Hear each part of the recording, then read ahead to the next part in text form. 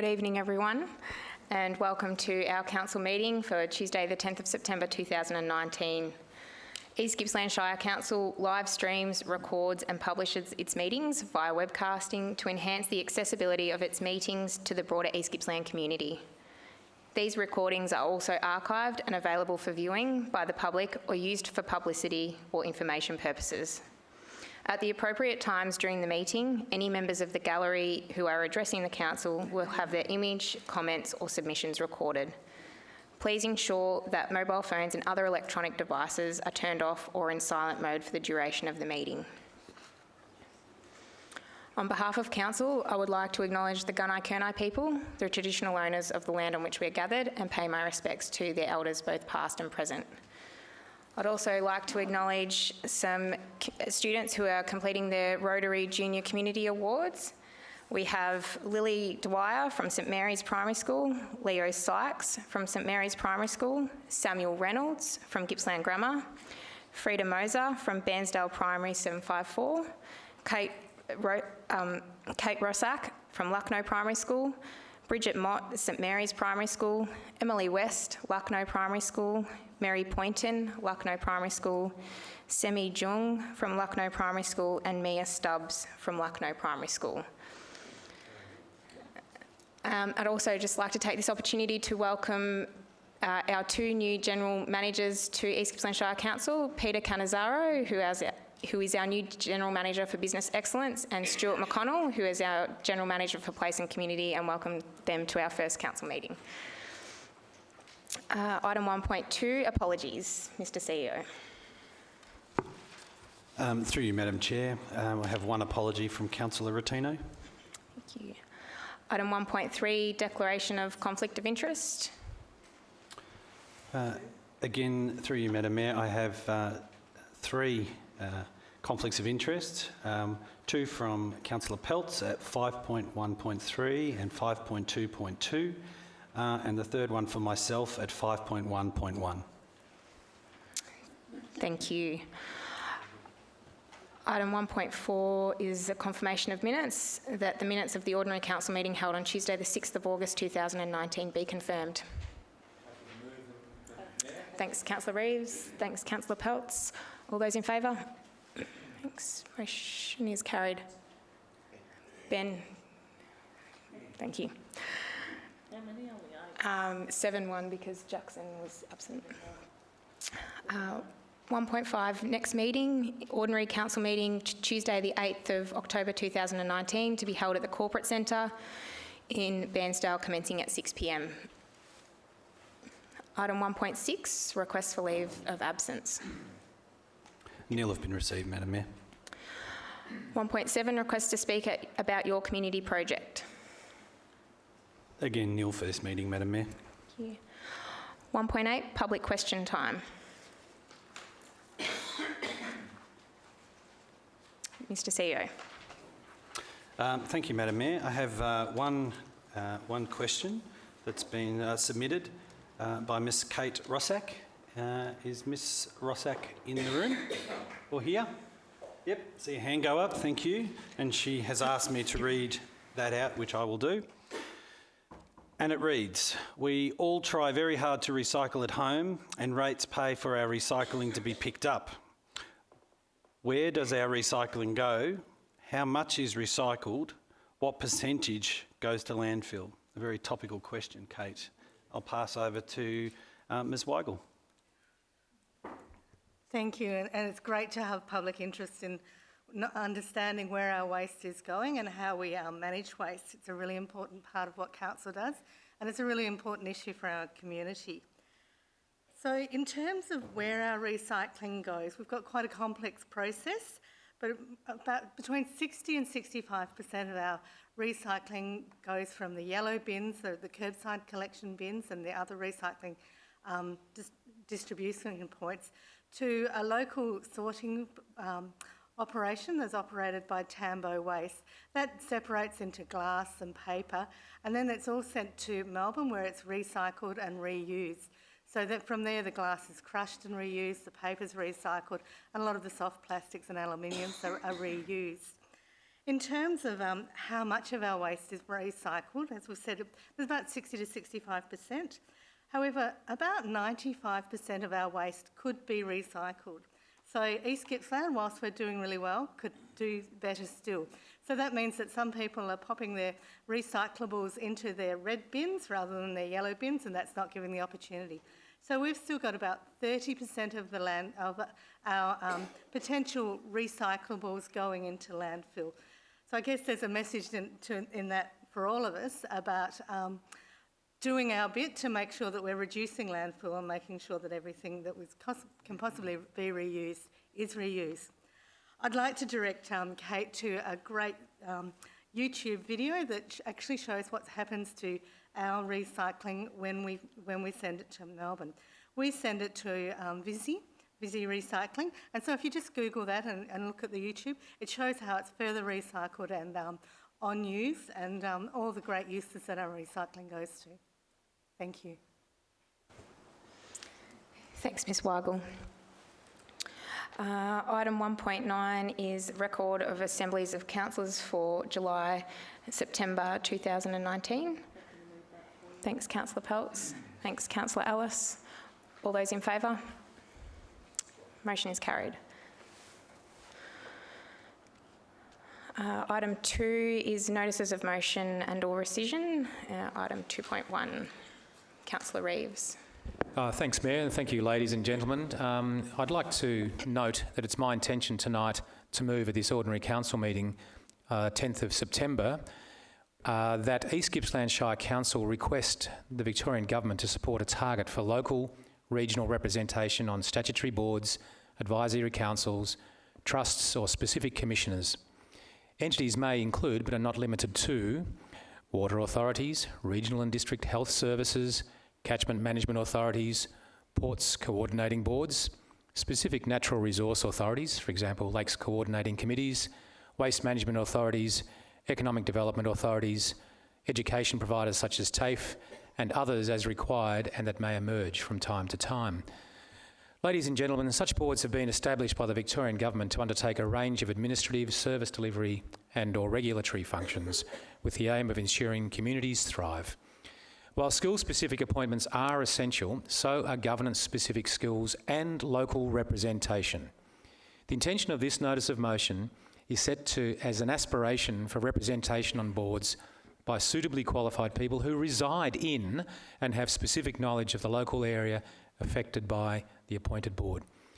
So, I move that East Gippsland Shire Council will write to the Premier seeking consideration for the Victorian Government to enact our request by introducing local representative quotas or targets, as has been achieved by gender representation on boards, seek support from state government for a strategic approach to skills development for local potential board members, for example, local board director courses, and garner the support of other local Gippsland councils through the Gippsland Local Government Network. Councillors, I hope you'll support this notice of motion.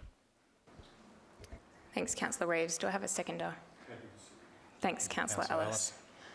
Councillor Reeves, do you wish to speak further to your motion? Thank you. I will speak to the motion very quickly, as is written. Statutory boards, advisory councils, trusts or specific commissioners perform essential and valued roles and ensure the continual thrival of our communities, whether it's a local medical service, water or sewage supplies to homes, economic development groups, all make our communities better places to live, grow and invest. Such entities should have representatives who bring skills of good governance, financial management, compliance and strategic planning. There is a risk that such entities attract membership that could meet these skills but do not necessarily reside in the locale of the entity. Ideally, membership would have appropriate representation, gender, ability, disability, indigeneity and location or postcode residence, among others.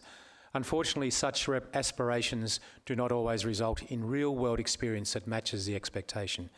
So the purpose of this notice of motion, ladies and gentlemen, is to ensure that representation on regional and in particular Gippsland and East Gippsland statutory boards, advisory councils, trusts or specific commissioners include representation from local areas. We will advocate with the Gippsland Local Government Network in writing to the Premier as per the notice of motion and follow with interest the outcomes of the decision. Moreover, we will forward look forward to understanding a review in future of local membership models to ensure that the best outcomes and decisions result. Thank you for your indulgence, councillors and ladies and gentlemen. Thanks, Councillor Reeves. Councillor Ellis, do you wish to speak? Taking into account the degree of covering things that Councillor Reeves has provided us this evening, there's little to add, just to reinforce support for his motion and to emphasise that this is a Gippsland-wide vision for the betterment of our peoples in the great region of Gippsland, Victoria, and that this concern is not based on pure parochialism, but simply on the betterment of the provision of services to the wider community by providing experience gained from being a regional person.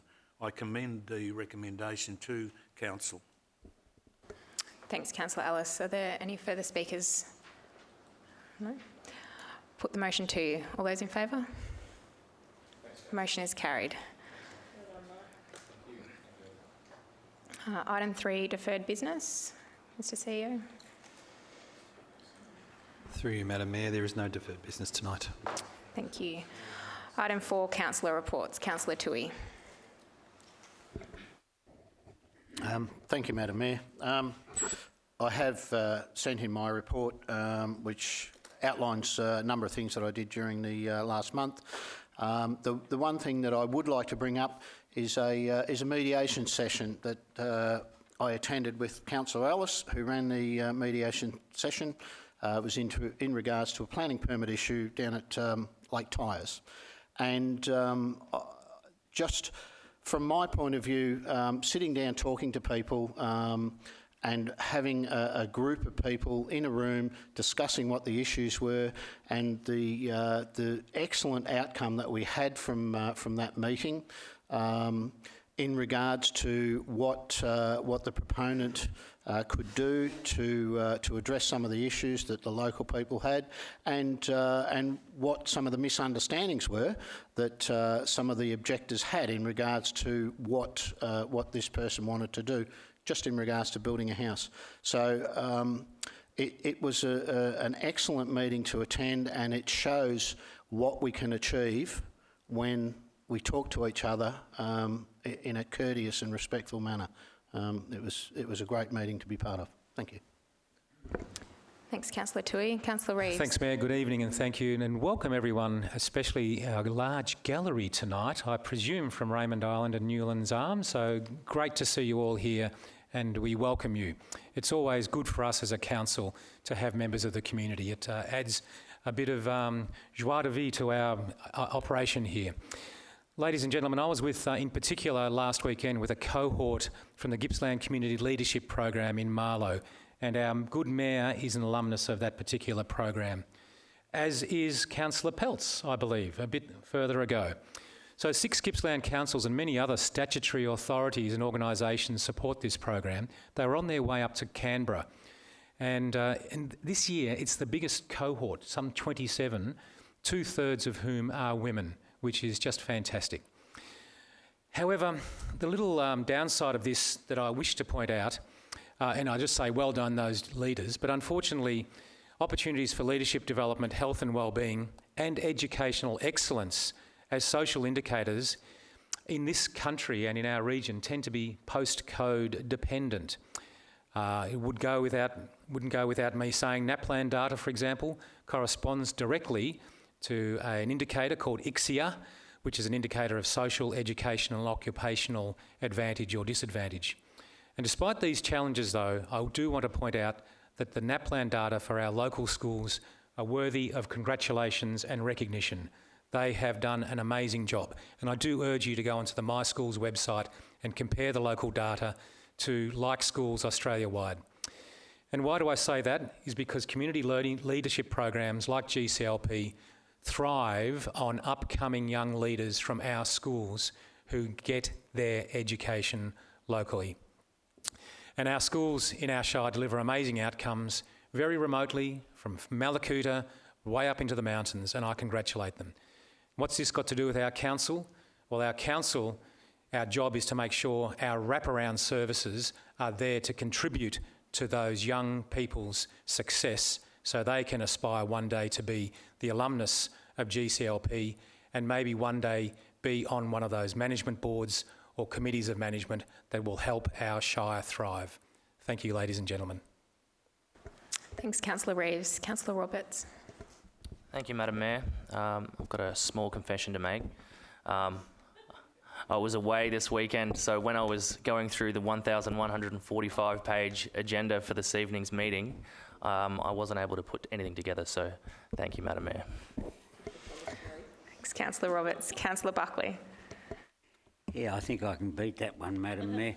I went to the opening of the fishing season at Brenamba, the barbecue, and there was only a few little fish caught and most of them had to be thrown back. So thank you, Madam Mayor. Thanks, Councillor Buckley. Councillor Ellis. Thank you, Madam Mayor.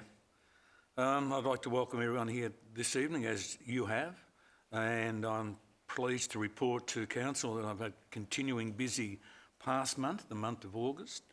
I'll just run through it, noting that we've got such a busy night.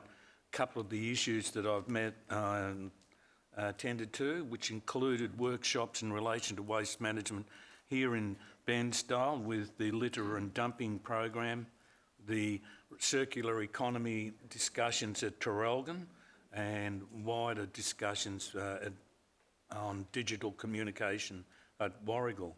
I'll present my written report to Council. Finally, Madam Mayor, on the weekend I had the honour to represent Council at the 90th year celebration of the Lakes Entrance Urban Volunteer Fire Brigade. The night celebrated the commitment and sacrifice of the brigade's volunteers over those years. One of the highlights of the event was the preparation of a book highlighting the 90 years of the brigade's service, and I am most pleased to be able to present a copy of that booklet to you, Madam Mayor, on behalf of Council.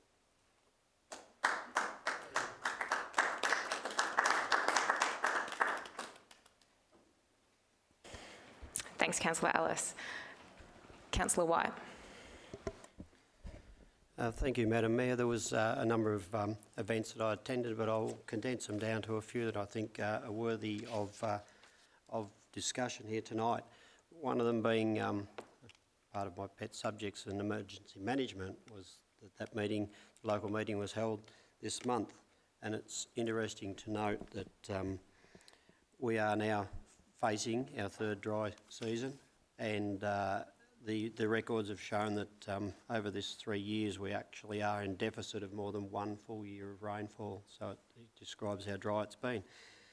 But on a positive note, there's, with the aid of some of the federal government funding, we've been able to increase the number of large storage tanks for fire trucks to fill up in the remote areas. So that's a bonus, considering that many of the dams are dry. So at least we will have some water in a strategic position if there is an outbreak.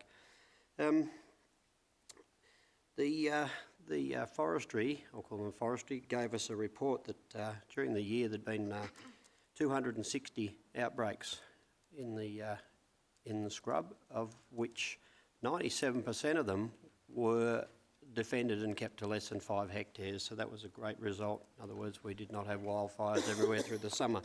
But of the other 3%, the Timbarra fire of earlier this year actually burnt 22,000 hectares. So it's just another reminder that if we do get another hot summer, how difficult it will be to control some of these wildfires. And the other thing that probably many of you know is that the announcement's been made that the fire restrictions will come in East Gippsland the weekend after this. So within a short 2 weeks we'll have fire restrictions. Now, an event that I found extremely rewarding to go to was an invitation from Karen Fleischer, who is the President of the Bairnsdale Chamber of Commerce. And she, I believe, meeting her and speaking to those who were invited or wish to attend, she is lifting the profile and I believe doing a great job for the local businesses here. And she had a guest speaker, Robin Hales, who's the CEO now at the Bairnsdale Hospital, and very engaging talk that she gave us. You know, she's a very qualified, capable woman, and I wish her all the best in the job that she has at hand. And then just recently, on Sunday, an event that was sponsored by the East Gippsland Shire through some of the drought funding was a barbecue to try and bring the people of Hillside, just a local community out to the west of Bairnsdale, together to just catch up. You know, it's really difficult when you are semi-remote, that there are not too many people that you can just lean over the fence to talk to. So to bring these people together, they had a good day, it was well attended, and I might add they wanted me to pass on their thanks to the Shire for that contribution. And so that's it, thank you. Thanks, Councillor White. Councillor Peltz. Thank you, Madam Mayor. I just had one thing that I wanted to say that I was delighted about, was being commissioned to sit on the Rural Council's committee. So I'll be starting that on Friday, and I look forward to being able to represent our community on the state level with regards to rural councils. It represents 48 councils out of the 78 councils in the state, and specifically dealing with rural issues, and the drought stuff will also be another target thing that we'll be addressing as well. It's something that we have in common with a lot of the regions, so it'll be something that'll be one of the hot topics, but I look forward to starting that on Friday and representing us at that level. Thank you. Thanks, Councillor Peltz. Councillor Rotino is absent, but he has forwarded on his report and asked me to read out one of the things that he had done during the last month, which was attending the Clontarf Academy at Bairnsdale alongside myself. And it's the director, Paul Carroll, and his assistant, Gus Fortune, are the local academy mentors. So they run a training session each Friday, and they really do a sensational job with the local community and achieve a great deal for the Aboriginal community. And it basically keeps boys in the education system and keeps them engaged. So they do a wonderful job. And I just wanted to note that I attended the 2019 Federation Business School Gippsland Business Awards on behalf of the council.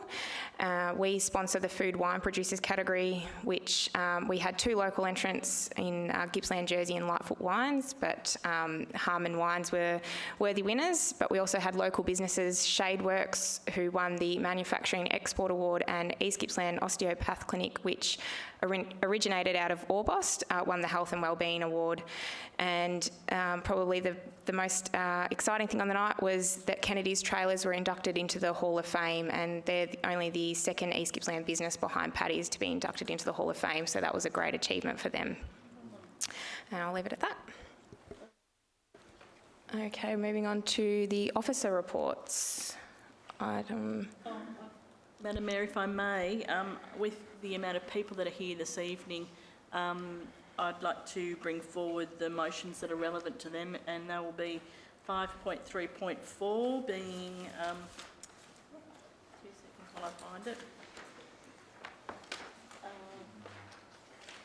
The application for the planning permit and development of land for group accommodation, alterations and additionals to a dwelling, creation of a carriageway easement and native vegetation removal at 27 to 31 Gravelly Point Road, Raymond Island. That would be the first one, and the second one will be the planning application 5.3.5, 5 Penrose Place, Newlands Arm, multi-lot subdivision, in that particular order. So if we could bring them forward so that the crowd can, you know, have their contribution and leave, that would be great. Thanks. If they wanted to, or they can stay for the whole night. I'm just thinking of you getting scared.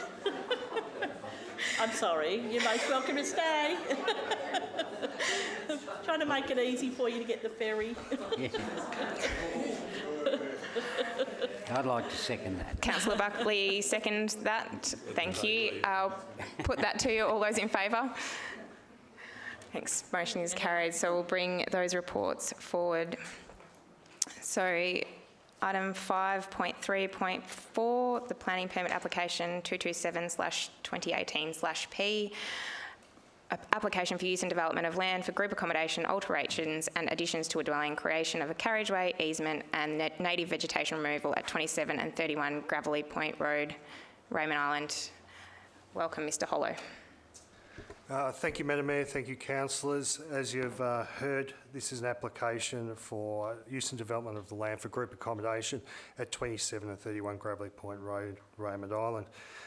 Councillors, you'll be aware that we've had a planning consultation meeting in respect to this application where there was a large turnout at the Raymond Island Community Hall and a whole range of matters were raised by residents relating to concerns they have with this proposal. Councillors, this proposal in short is on a property on 2 parcels of land, approximately 2.64 hectares in size. The land is 27 and 31 Gravelly Point Road. It's zoned rural living zone, is included with a bushfire management overlay, design development overlay, significant landscape overlay and vegetation protection overlay. The proposed use and development includes extending the existing dwelling, use of and continuation of the development of the group accommodation units. 3 buildings have commenced representing 6 units. 1 additional building with 2 units is proposed. Development of a swimming pool and associated with the group accommodation use. Vegetation removal to establish new site access and to formalise vegetation removal which occurred in the past to establish the 5 units. Creation of carriageway over 31 Gravelly Point Road to provide for formal access, driveway access and vehicle access to the site.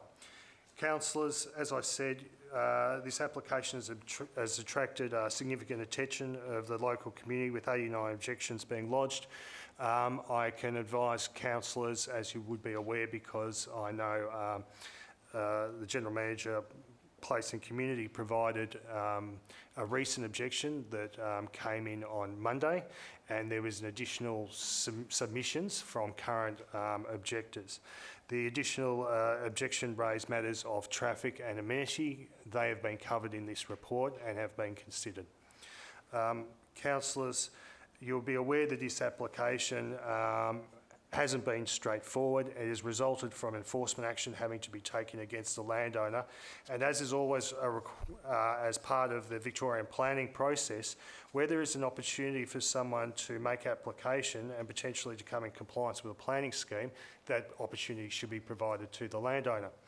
My council officer has done an excellent job in working through some significant challenges with this application and has provided a detailed report for council's review. I'm not intending to go through that report in blow-by-blow status, but I would like to take you to some relevant conditions. I don't intend to take you through all the conditions of the permit, but obviously officers are recommending that a notice of decision to grant a permit be issued. Councillors, I'll take you to the most relevant conditions, if I may. Condition 1 is to get a set of further plans to be provided to council to ensure that the endorsed plans will address what has been sought. There is also a requirement in condition 2 for, in association with the swimming pool, and that's to make sure that we're not just meeting planning requirements, but also the building requirements will be met. Councillors, you will note that there is a requirement to undertake all the activities here in accordance with the Cultural Heritage Management Plan. Councillors will recall at the Planning Consultative meeting that there were some concerns raised, and it was clarified at that meeting that only use and development of this land for group accommodation is being sought, not a caravan park. A caravan park has been shown on the Cultural Heritage Management Plan. The reason for that is that the permit applicant, who may have some future considerations of this site, didn't want to do a second Cultural Heritage Management Plan, and that's understandable because they are expensive pieces of work to have done. Once again, this application doesn't seek a caravan and camping park. Councillor, condition 6, there is a requirement for drainage infrastructure to be provided. All the dwellings have to be, and the group accommodation dwellings have to be connected to stormwater runoff. Councillors, at 8 and 9, there are conditions about the need for formal vehicle crossovers to be developed, and this goes to some of the concerns of objectors with respect to traffic. And I can say, as I go through those conditions, our engineers have reviewed this proposal and they do not believe that this would cause significant traffic volumes within the local road network, and they believe the local road network has the tolerance and capacity to deal with these additional traffic movements. At condition 10, you can see that there is a need to provide for services and the like. I'd like to take you to condition 15, if I could, councillors, because this is a requirement for landscaping to be undertaken on the site, and you will note that in the last dot point there is a requirement for revegetation to take place for a proposed minimum 2,000 square metres of land. Now, that's been as a result of some negotiations of my officer with the permit applicant to advise them that there is a need to make good on what they've done, which has not been a great thing, and that's been removal of vegetation without the approvals. Councillors, we believe that that provides a good outcome for biodiversity within Raymond Island. Councillors, you will notice that at conditions 17, 18, 19 and 20 there is requirements for offset planting, and 21 for evidence of that to be provided to council for the removal of the vegetation associated with the access ways. At 22, there was concerns of objectors about potentially these units being used for more permanent abode, and we've got a requirement here that restricts the ability for those units to be used for that purpose. You will also note that at 24 there is a requirement for a management plan and a guest log to be maintained so that council can ensure through normal enforcement processes that that is being adhered to, that requirement. You also note at 25 that there's a requirement for an emergency response plan to address bushfire and land inundation aspects to Raymond Island, and we've tied up a lot of these requirements at condition 26 with a legal agreement. Councillors, I will point to conditions 28, 29 and 30. They are conditions to address the Country Fire Authority's mandatory referral, and that's to make sure there's primacy of life and property in event of in times of a bushfire event. Happy to take questions, Councillor. Thanks, Mr Hollow. Questions, councillors? Councillor Roberts. Thank you, Madam Mayor. I guess one of my major concerns around the applicant's ability to properly complete the project given the previous track record.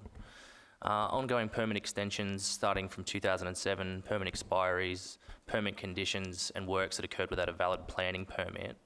How does this affect the planning consideration, and how can we assure the local community that the proponent will comply to the requirements? Thank you, Councillor. In short, I'm not in control of a third party. I can't tell you that they will comply. We do have enforcement abilities to be undertaken, and at the end of the day, and I believe to a lot of planners' discomfort, is that unfortunately we can't force people to complete development, but I think that's the best answer I can give you at this stage, Councillor. Councillor Peltz. Yes, if I may. Mr Hollow, can you just make a clarification for me of a couple of things? With this application, they're proposing are they proposing to do the fourth two-bedroom unit on this proposal? Because there's only 3 standing there now. So the idea is to finish the 3 off and add the additional one that was in the original plans? Correct. The pool was also in the original plans. That will still go ahead and will be fenced accordingly to safety standards? That's what's proposed, and we've got conditions down there to make sure it's fenced properly. And the other thing that I wanted to ask was the first dot point states that that they were going to build a shed. So there'll be an additional shed is it on the site where the actual 3 units are now, or is it over the fence where the original house dwelling was built? Yeah, it's associated with the dwelling, councillor. So with that stated, the people that own the 3 units now, are they the people that own the place over the fence with that are putting the shed up? Yes, there's one landowner for the 2 parcels of land. Any further questions? Councillor Toohey. Thanks, Aaron. In your opinion, have the changes that have been made to this permit application, have they addressed the issues that have been brought up from a planning perspective? From a planning perspective, I believe the requirements that my office has been able to negotiate and the changes that the applicant has been willing to undertake end up in a situation where, when we're balancing the planning scheme, that this is an appropriate outcome and one that's worthy of support. Councillor Peltz. Yes, Aaron, can I just, can you entertain me with what's going to occur here with regards to the township boundary? Because in the initial, in my initial thoughts, I think it was discussed that the actual development of the units was outside the Raymond Island township boundary, and if you can explain the complications with that. So, councillor, the township boundary was put in place some time ago. When this application was first approved back in 2006, 2007, there was no township boundary at that time by my recollection. But indeed, there is no requirement, no need to change the town boundary in this particular case. It is an allowable use on rural living zone land, so we have no intention to increase the township boundary. Councillor Roberts. Thanks again, Madam Mayor. How does the application conform with Council's plan, a livable region, goal 1 and 2? Well, councillor, we suggest that if we're going to have a livable region, as per our council plan, that we have to obviously make sure that we allow for not just our own population, but to encourage and support our visitor sector and our visitors, and also to include that we've got support for our economic development of our townships. So we feel that that's a good outcome. We also believe that, once again, say congratulations to my officer for being able to negotiate a revegetation of this very denuded site, in my opinion. I think that's a very good outcome, and that's why we're achieving that vision. Councillor Peltz.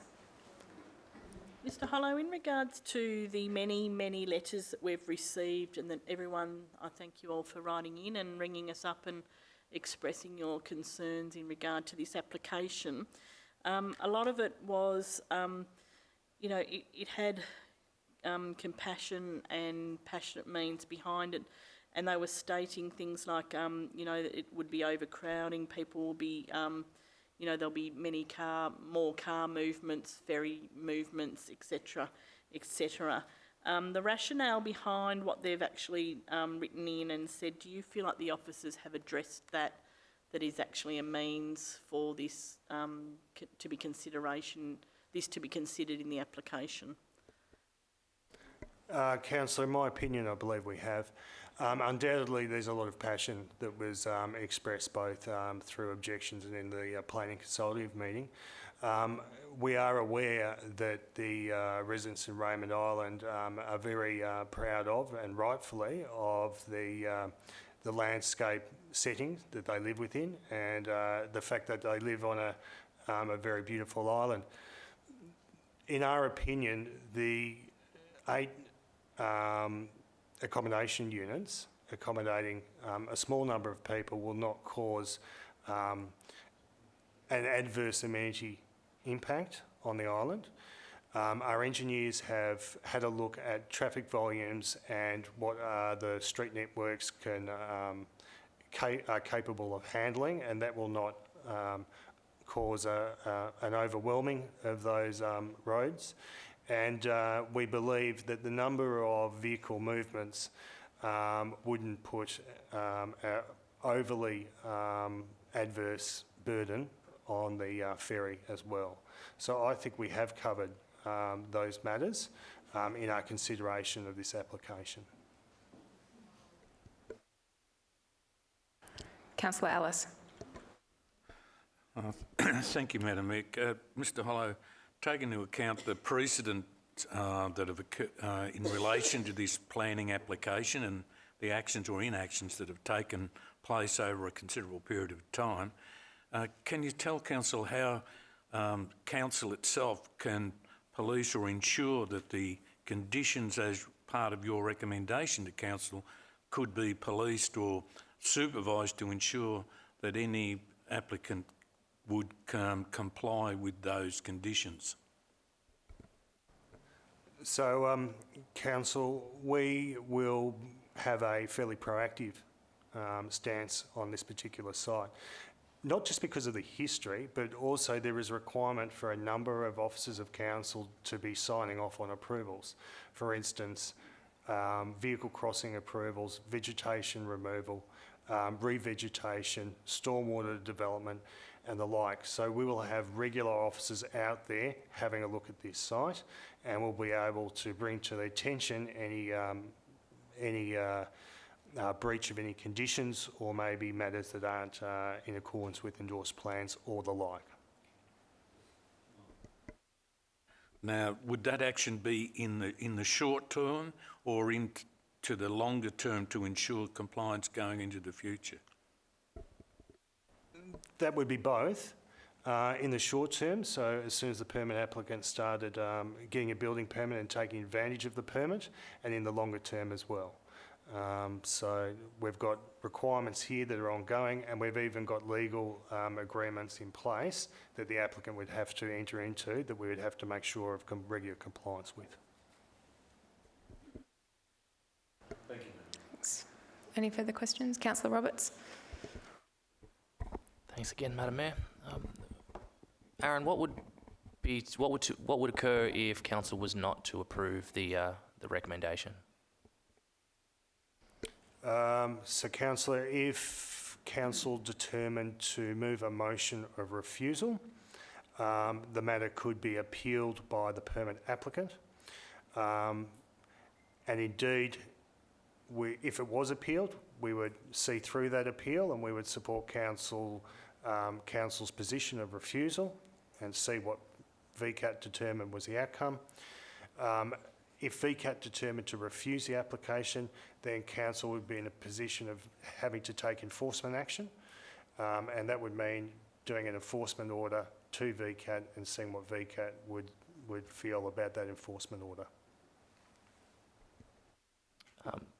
I understand in the application there was a number of regulations changed around, I apologise for getting the terminology incorrect, but overlays and consideration of neighbourhood character and things like that changed. So it was said that the initial outbuildings that have been constructed or begun to be constructed most likely wouldn't have been improved now. Is there any precedence at VCAT for any similar cases that might have been considered? Because it's quite a peculiar one. Councillor, that's a bit tricky because I haven't had a look at precedent for a little bit of time, but what I can certainly say is that on occasions where a planning scheme amendment might change the planning scheme and there's an overlay control or a different policies enacted, that can often require an application to be amended to address those requirements. In this case, we're in a bit of an unfortunate situation where we've had a number of controls change over a number of years, and we're trying to balance now some quite competing controls. And one of those serious competing controls is obviously the bushfire management overlay, which we've managed to achieve. before I forget. One of the previous applications is actually refused. Forget the year. Can you please remind me what that was on the bounds of? I believe, Councillor, that was an extension of time request to extend the permit, and at that time the bushfire management overlay had been amended and incorporated the property. The previous application, when assessed, wasn't considered against the bushfire management overlay. Therefore, we said it's not appropriate to extend the life of that permit. What changed, Councillor? What changed was the mapping, the bushfire mapping overlay came over the property where it wasn't in the past. Councillor Tui. Thank you. Aaron, you mentioned before about the conditions that have been negotiated with the proponent. I'm just wondering what would potentially happen there if council were of the mind to refuse the application tonight. That, I'm assuming, then allows the proponent to appeal to VCAT. Correct. And secondly, what then would potentially happen to all those conditions? Would they potentially be lost if VCAT were to overturn our decision? They potentially could. So the conditions that you've managed to negotiate would potentially be lost, and a lot of those conditions are along the lines of what the objectors were objecting to. So my point there being that we could possibly wind up with a development that is less in line with what locals were asking for, and that's a question. So, Councillor, just to make it clear, my officer is negotiated changes to the plans and requirements about landscaping and the like. We haven't necessarily negotiated out the detail of the conditions. But going to your point, yes, if we went to VCAT, VCAT would then determine what conditions are placed on the planning permit, if they were going to issue one, and there may not be these type of conditions placed on that planning permit.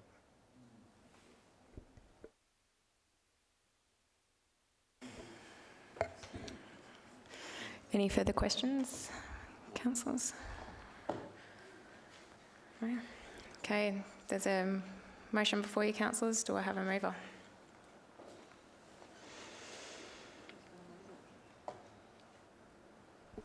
Madam Mayor, I'd like to move the alternative motion.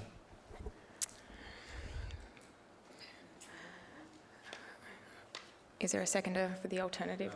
I'll second that, Madam Mayor. Thanks, Councillor Ellis.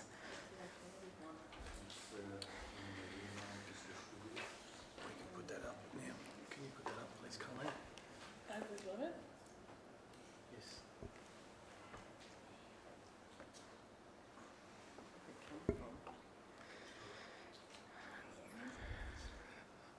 Councillor Roberts, do you wish to speak to the alternative motion? I don't think there's anything else to be said. I've asked a lot of questions of Aaron and as of the other fellow councillors, but I'd like to move the alternative motion as it is written there. Thank you. Councillor Ellis, do you wish to add anything? I'm not sure whether it's been made very clear to council or members of the public in the gallery. They can see what we're proposing here. Perhaps if we could go back so we can all understand that what Councillor Roberts and I are suggesting, that the project be not approved. And perhaps I'm not sure on process here, and look to the Governance Officer, Madam Mayor, for advice where we would be required to read the main part of this new motion out verbally. I'm not sure. In some cases we are required to do it, in others we're not. So can I seek some advice, please? Mr CEO. Through you, Madam Mayor, it certainly wouldn't hurt to do so. That way it is clear and everyone can be absolutely beyond a shadow of a doubt of what is actually being moved.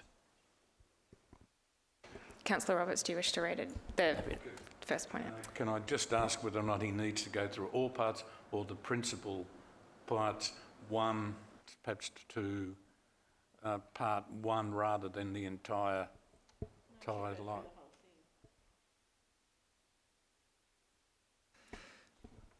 I move that Council, being the responsible authority and having considered all the relevant planning matters, determines that planning permit application 227/2018/P is inconsistent with the requirements and objectives of the East Gippsland Planning Scheme, and therefore resolves to issue a notice of refusal to grant a permit for use and development of land for group accommodation, alterations and additions to a dwelling, creation of a carriageway easement, and the native vegetation removal at 27 and 31 Gravelly Point Road, Raymond Island, subject to the following grounds.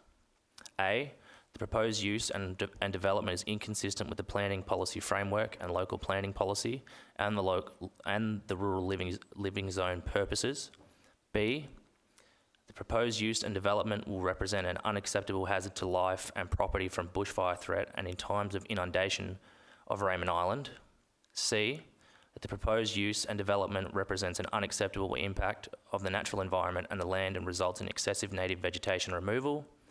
D, the proposed development represents a built form outcome that is inconsistent with the objectives and decision guidelines of the design and development overlay.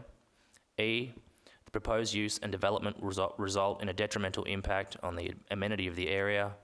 F, the proposed use and development will result in unacceptable traffic volumes that will have a detrimental impact on local roads and traffic conditions. And point 2, the Council notes that planning officers will pursue planning enforcement action under the Planning Environment Act 1987 in relation to illegal works at 27 and 31 Gravelly Point Road, Raymond Island, subject to any review of this decision by the Victorian Civil and Administrative Tribunal. Thank you.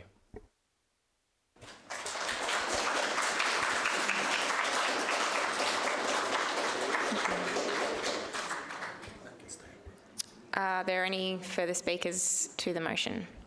I've got a question. Councillor Ellis. Oh. Sorry, I'll just, in seconding, just want to endorse the sentiments of Councillor Roberts in this complex situation and commend the recommendation as presented before Council this evening. Thank you. I have a question. Well, where does this leave the developer? What's his next move going to be? Because he's not going to pull the buildings down, is he? We're not pushing them that far, surely. What's the next move? The people just going to walk away, the developer walk away, or what? Mr. Hollow. Councillor, may I suggest that the permit applicant, if this motion is held tonight, that the permit applicant will have to make a decision about whether he wishes to appeal Council's decision. Otherwise, Council officers will take, obviously, legal advice from our planning lawyers about the extent of the enforcement that may take place, and that could include anything from just a cease and desist requirement through to remedial works of the property.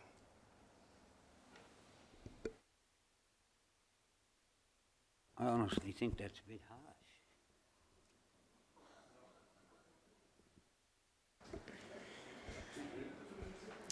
Any further speakers? Councillor Reeves. Councillors and to the members of the gallery, you may be disappointed by these comments, but the fear that I have is what was alluded to by Mr. Hollow and an appeal to VCAT. And this is an eyesore. There's no doubt about it. It's an ugly development. It's been going on for years, and it breaks your heart on Raymond Island, and it breaks mine as well. And I wish there was an easy way around it. But the fear I have is that if it is appealed at VCAT, is that we have lost all control and the significant conditions that have been placed over it, which would have produced an outcome that might have met a lot of the concerns that the good residents raised at Raymond Island.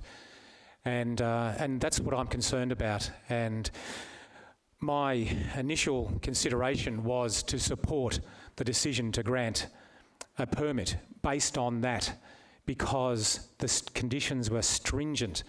The Section 173 agreement was a legally binding agreement.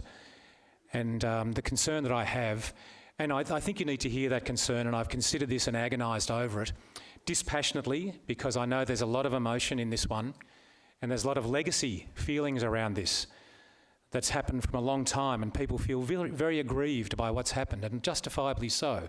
The removal of vegetation and the developments that were done illegally are really, they're bad. They really are bad.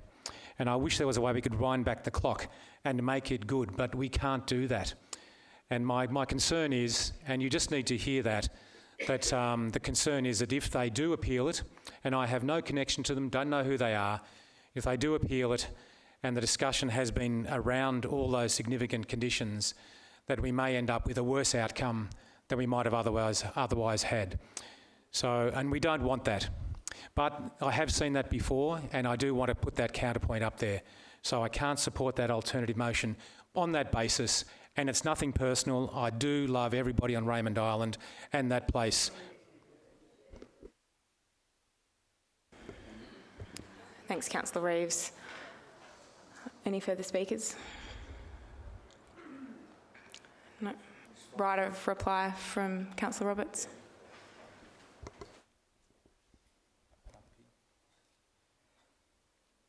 I don't think I've got anything further to add, apart from I do actually really feel for the proponent in this situation. I do agree with Councillor Buckley that if it does get to a point, and if it does get appealed at VCAT and it is lost, I'm hoping that Council can come to a reasonable agreement with the proponent that doesn't necessarily result in them doing demolitions or whatever is the result, because that's not necessarily an ideal outcome either. But I just don't think that the application as it is it suits the local environment. So that's me. Thanks. Thanks, Councillor Roberts. I'll put the motion to all those in favour. All those against? Motion is lost. 2-6.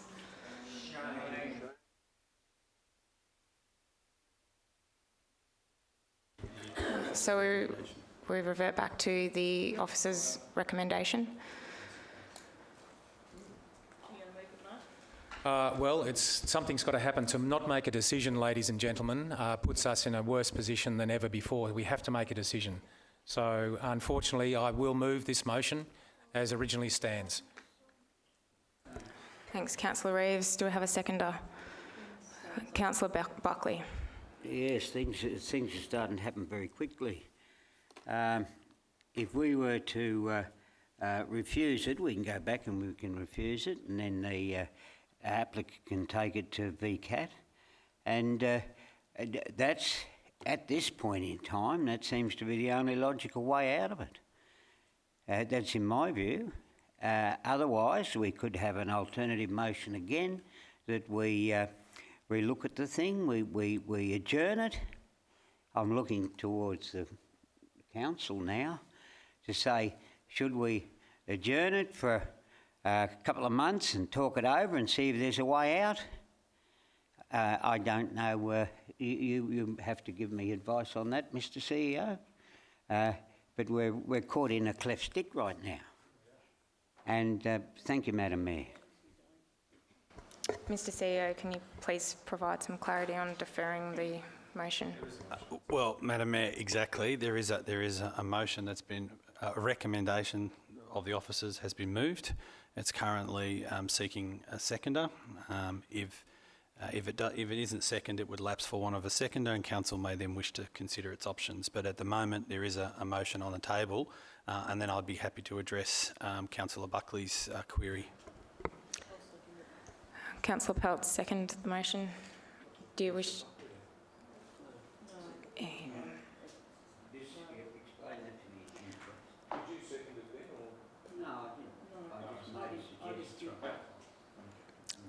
I'd like to talk to the reasoning I myself are tossed and toiled on this one, and we're damned if we do and we're damned if we don't. The bottom line with this is it is a legacy building construction, illegal as it may have been in the past. The bottom line is it is 80% finished, close to completion. It was originally built with the best intention in mind, with previous planning, you know, ideals around it. The bottom line to me is it is something that is already there. I don't agree with the amount of bush that's been cleared. The officers internally have worked extremely hard to come to negotiations and something reasonable for this application to move forward. I do feel the hardship, and I've heard all your letters and all your phone calls, and I do mean to say I am compassionate for your means, but the bottom line is the people have an asset already in this construction and it needs to come to fruition. So on those grounds, I second this motion tonight. It'll go to VCAT. Thanks, Councillor Peltz. Are there any further speakers? Against. Councillor Ellis. There has to be something said in relation to the support of the community and the residents that have appeared here this evening. I've read every one of the objections and the arguments on amenity through to the care for the environment and the locale. I've read the officers' report, and they do not fully, in my opinion, address it or provide guarantee of proper development in this particular application. Perhaps it's not to say that the current applicant will not comply with what's required and what there is an expectation, but we have a unique place in Raymond Island that needs to be protected. The history of this application is fraught with tragedy, and as a result, I believe and I encourage councillors to rethink their position in relation to this matter. I'm not intimidated by the concept of a council decision going to VCAT, and I do acknowledge Councillor Reid's concerns, but that's a review group. We are elected to make decisions on behalf of our community and to take into consideration their concerns as well as any proponent on any particular issue that comes before us. We should not be afraid that there is another panel somewhere that's going to challenge our decision making. We should be strong decision makers on behalf of our community. Those words said, I do ask you again to sincerely consider it. For those who have been out to that site just more recently, consider what you saw and the history and the pleas that you have read. Thank you. Any further speakers for? Now, I've got another question, which is neither for and against at this particular time. Mr CEO, if this is refused, which I feel it's going to be, like the application's going to go down, the developer's going to go down, what can be his next move? Can he submit another planning permit with more satisfactory conditions? And if I believe he can, I think he could, couldn't he, if this is refused? And is that right? Councillor, yes, the applicant could submit. Yes, the applicant could submit a new application, but I do qualify that answer with technically, yes, they can submit a new application, but the new application would have to be substantially different to the current application because council's made a decision to refuse the current application. If it was just submitted again, the same, officers would be bound by the decision of the council previously. Yeah, I get that, but the point I'm trying to make is that the applicant can start all over again. Yes, and yes. that'd probably be a lot cheaper than going for him to go into VCAT. Potentially. Potentially. Thank you. Are Thank there you, any Madam further Mayor. speakers for or against? No. Right of Mayor, reply. one of the matters that isn't dealt with, I think, in the conditions is around the ferry use, which is outside the planning matters. I think it's a timely moment, councillors, and to remind the members of the community that we are in discussions around ferry provision, service agreements at some stage in the future, and we have to tie that in with the inevitable growth that's going to happen right across the Shire and on Raymond Island. And to that end, I think that we need to reassure everybody, not just the islanders, but everybody, that I think that there's an opportunity for us to talk about ferry provision, using a trial for on-demand of the ferry rather than a strict timetable to get rid of that backlog at the peak times. And that may also assuage some of the issues, not just about this development, but also about peak holiday times and the other users of the island. So I think that that's something that we can bring into the council chamber in the future as well. Thanks, Councillor Reeves. We've got a motion on the table, so I'll put that to all those in favour. All those against? Motion is carried 6-2. Yep.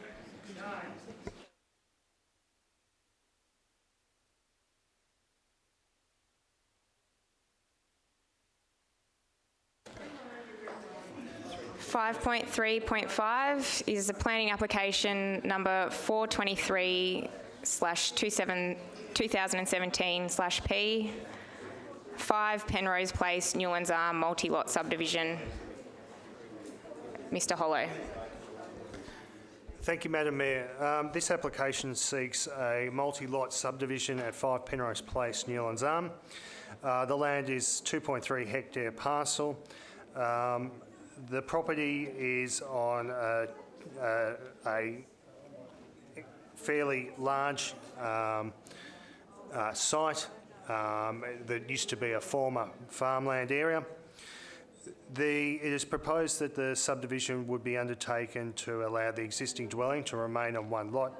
Lot 16 is substantially constrained by topographical and some inundation issues and will not be developed, and it's proposed, or we've been informed by the applicant that lot 16 would be consolidated into the existing farm property next door at the end of this subdivision process if it was approved.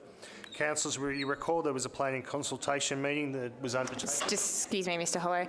Can members in the gallery please be quiet as we are still continuing through further items on the agenda?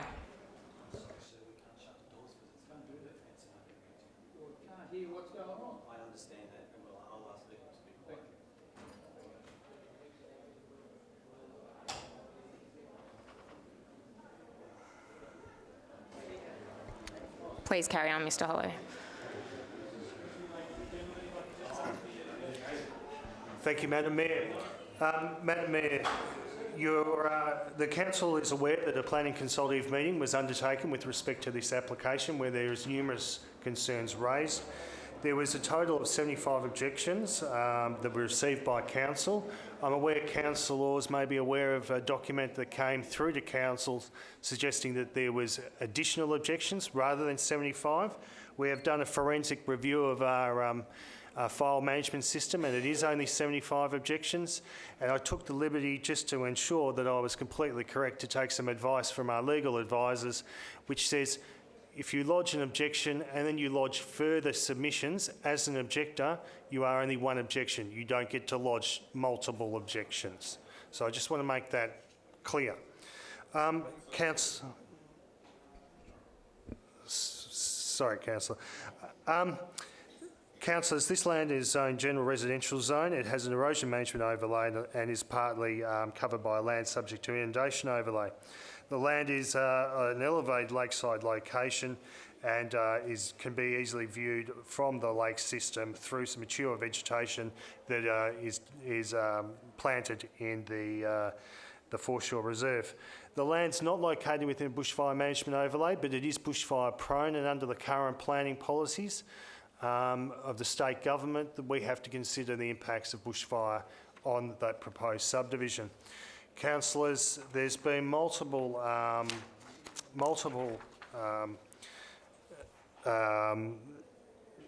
qualified professionals and reports that have been submitted with this application. They are associated with bushfire, erosion, flooding, and they've also been prepared and had signed off a cultural heritage management plan. The land is not within the design development overlay that you'd be familiar with Newlands Arm, and the land is outside of the Newlands Arm settlement, which we believe, by looking through the history of the planning scheme development and amendments that have taken place, that is an error. It should have been in the design development overlay. It should have been within the town boundary settlement, because this land has been zoned residential for many, many years. On balance, we believe that this application, with the conditions as proposed, strikes a good balance. And I want to, again, with this particular application, take you through those conditions, because it may assist both the gallery and councillors with how we've considered this application in terms of addressing some of the concerns that were raised at the planning consultative meeting and outlined in objections. So, councillors, I'll take you to condition 2, where we've required a raft of conditions through a legal agreement that replicates the design development overlay that sits currently on Newlands Arm. So what we're saying is, and we've negotiated this and it's been offered up by the permit applicant, that in order to ensure that the built form outcome is that which we're wanting for the Newlands Arm township, that we hopefully get a consistent built form outcome on this land. We've also required that each lot must be only developed with one dwelling. No buildings must be constructed within 6 metres of the eastern boundary of lots 9 and 13. And no building must be constructed within 6 metres of the northern boundaries of lots 6 and 9. That's to protect native vegetation within the foreshore and to protect the interface with the public open space reserve to the north. Vehicle access from lots to the council reserve is not permitted. Development of lot 16 with buildings is not permitted. Buildings constructed on lots must be constructed to a minimum bushfire attack level of 12.5, which represents the findings of the bushfire management plan and bushfire documentation that was lodged with the application. So that gets the bushfire attack level down to a low outcome. We're also requiring a 22 metre wide bushfire buffer to be developed on the neighbouring property, and that's also to protect these lots from a bushfire event. Councillors, if I could go to also condition 5, which talks about development of drainage infrastructure, which I know there was some concerns about stormwater quality, and that dovetails into some other conditions later. Condition 6 requires the development of the road to the current standards required under the infrastructure design manual. Condition 7, councillors, has a construction management plan, and that is to ensure that the amenity of the locality and the way this subdivision is constructed is done in a sensible, environmentally sensitive, and in a manner that tries to maintain the amenity of the residents and their enjoyment levels while the development is in place and taking forward. We have requirements for landscaping of the streetscape. We have got requirements, condition 11 and 12, to ensure that erosion is managed. We have requirements to be connected to services. We have requirements by the different authorities who have all consented to the application to connect to services. We have requirements to also ensure that we protect a waterway that is located on the farming land but comes into the site. And we've got requirements there to make sure that stormwater is collected on site, used on site, and we've got requirements to ensure that we hopefully can reduce nutrient flows and make sure that the lake system remains in good health. Councillors, happy to take questions. Thanks, Mr Hollow. Questions? Councillor Ellis. Yeah, I do apologise before for breaking your speak. I just wanted to clarify your opening statement, and that was that you stated that you'd received 75 written objections. But that's not to say that you didn't receive 91 submissions objecting to the application. Is that correct? Thanks, Councillor. That's fair to say, 75 objections, but we have got further submissions from objectors in relation to further considerations they may have. Point taken, but it's still a substantial amount of objections to a planning application. Indeed. Councillor Tui. Thank you, Madam Mayor. Aaron, in condition 6, the roadworks, it's noted there, condition 6A, fully sealed pavement for the road, minimum effective width of 6 metres. Now, with a rollover curb, I understand that to be.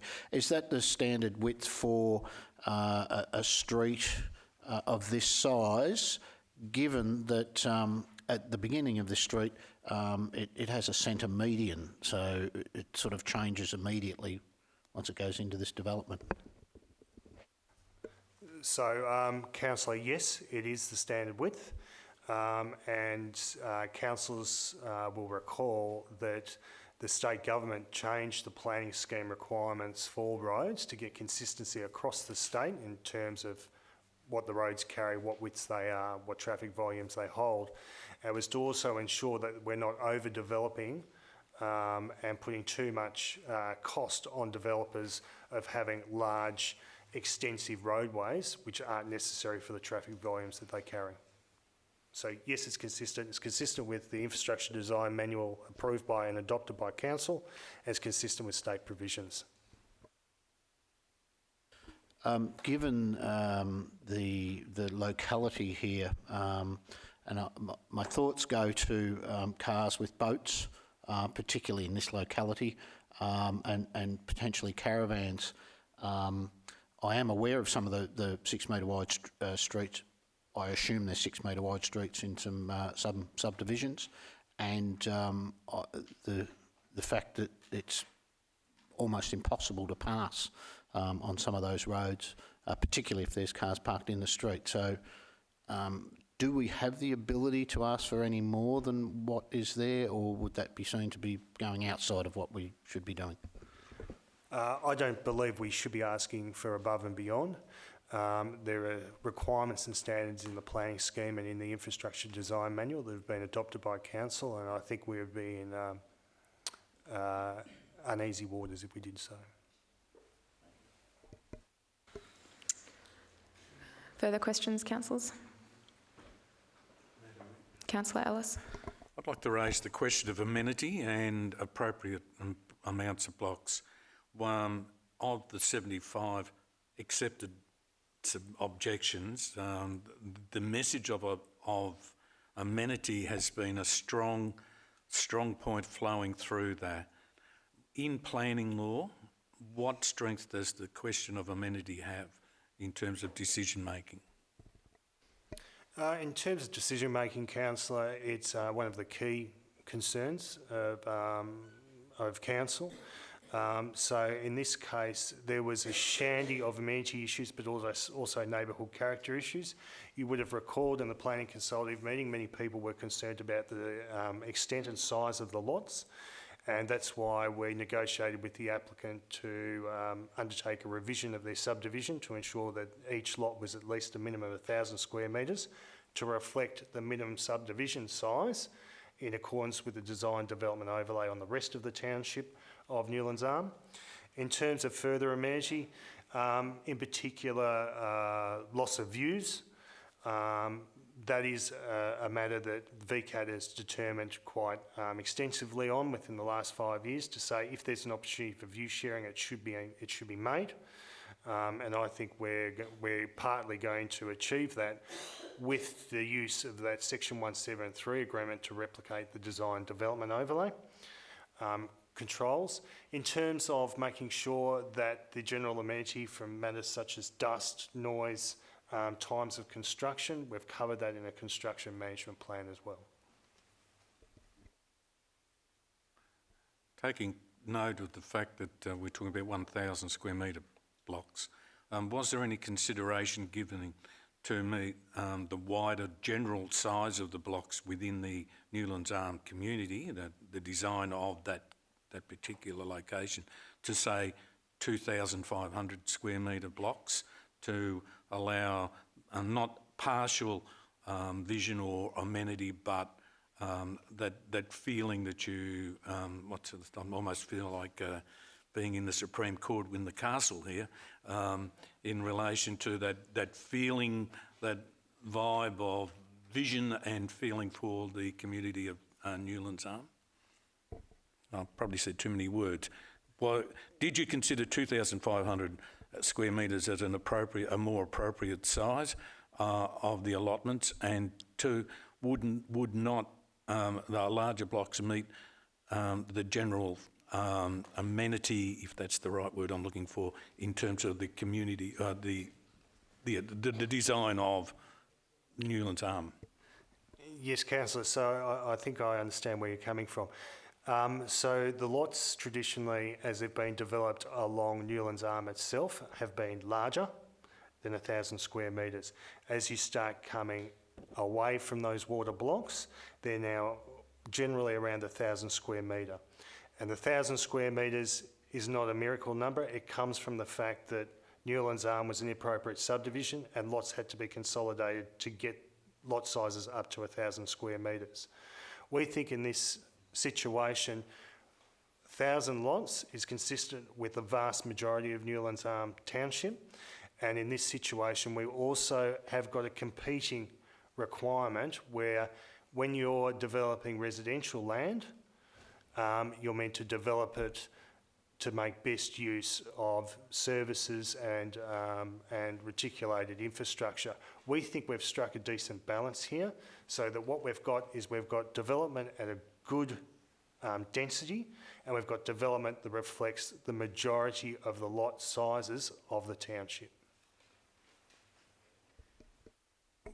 Hypothetical, I'm sorry, but if I was to own, say, an acre of land at Newlands Arm, would it be more appropriate and better use of that land to have it subdivided down into, say, 3 or 4 smaller blocks of, let's say, 1,000 square metres, than keeping it as a one lakeside north-facing property?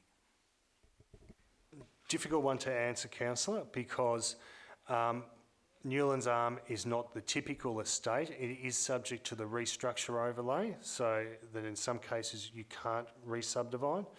But also there's the other competing issue within the planning scheme that says you've got to make best use of service land.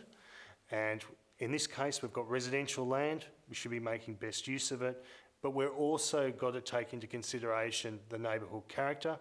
And given the 1,000 square metre neighbourhood character for the majority of lots within the Newlands Arm township, we believe that we've reached a good balance, and it's consistent with the requirements of design development overlay on the majority of the Newlands Arm estate.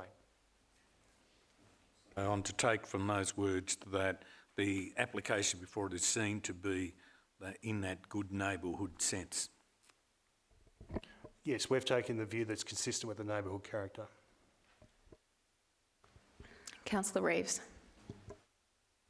Thanks, Mayor. Aaron, I think Lot 16 includes that waterway. Just out of curiosity, how is water in that waterway treated in terms of who owns it? Because it looks like it spans different owners, or... and how do we maintain the quality of that water across ownership? Yep. So, Councillor, I've visited this site on a couple of occasions. Half the lagoon is on the Crown land foreshore, or a significant parcel of it is on the Crown land foreshore. The other parcel or part of it is on private land. It's been part of a farming enterprise for many years. There's a larger waterway that runs towards that lagoon from the farming area.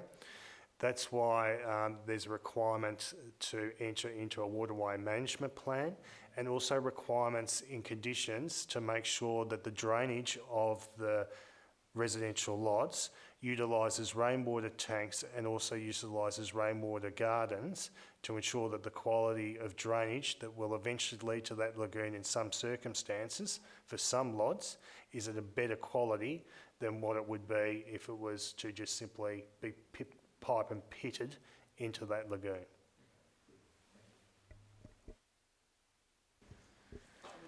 Any further questions, councillors? No.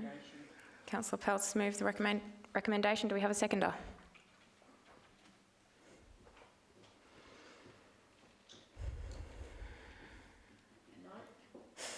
We'll just get the show on the road. I'll second. Thanks, Councillor Buckley. Councillor Peltz, do you wish to speak to it? I'd just like to say I took my father down here this morning to have a good look at this block for a drive, and we thought originally that the sizes of the blocks were probably a bit on the smaller side, and then reiterating back on the information tonight, a lot of the ones that are along the foreshore that are, you know, the bigger numbers, the bigger number blocks seem to be within more realistic to the sizes of the Newlands Arm project, original project.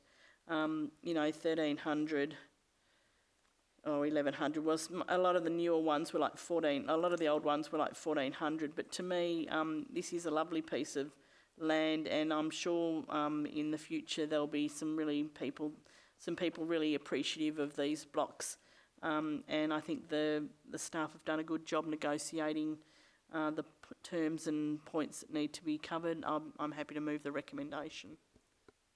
Thanks, Councillor Peltz. Councillor Buckley, do you wish to speak to it? Just because I seconded it doesn't mean to say I need to speak to it. No, I'm opposing it. I think those blocks are too small. No, you look up your Local Government Act. I only moved that to break a deadlock. Yeah, and to break a deadlock. No, I think those blocks are too small. There's enough room around there to have big blocks.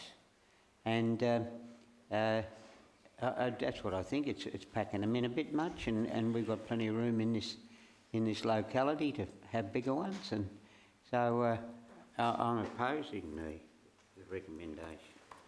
Okay. Thank you, Madam Mayor. Yes, Councillor Toohey. Sorry.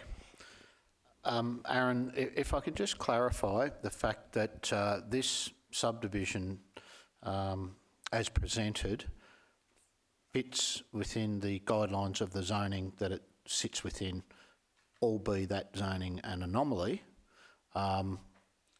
This is within those guidelines. Is that correct? Correct.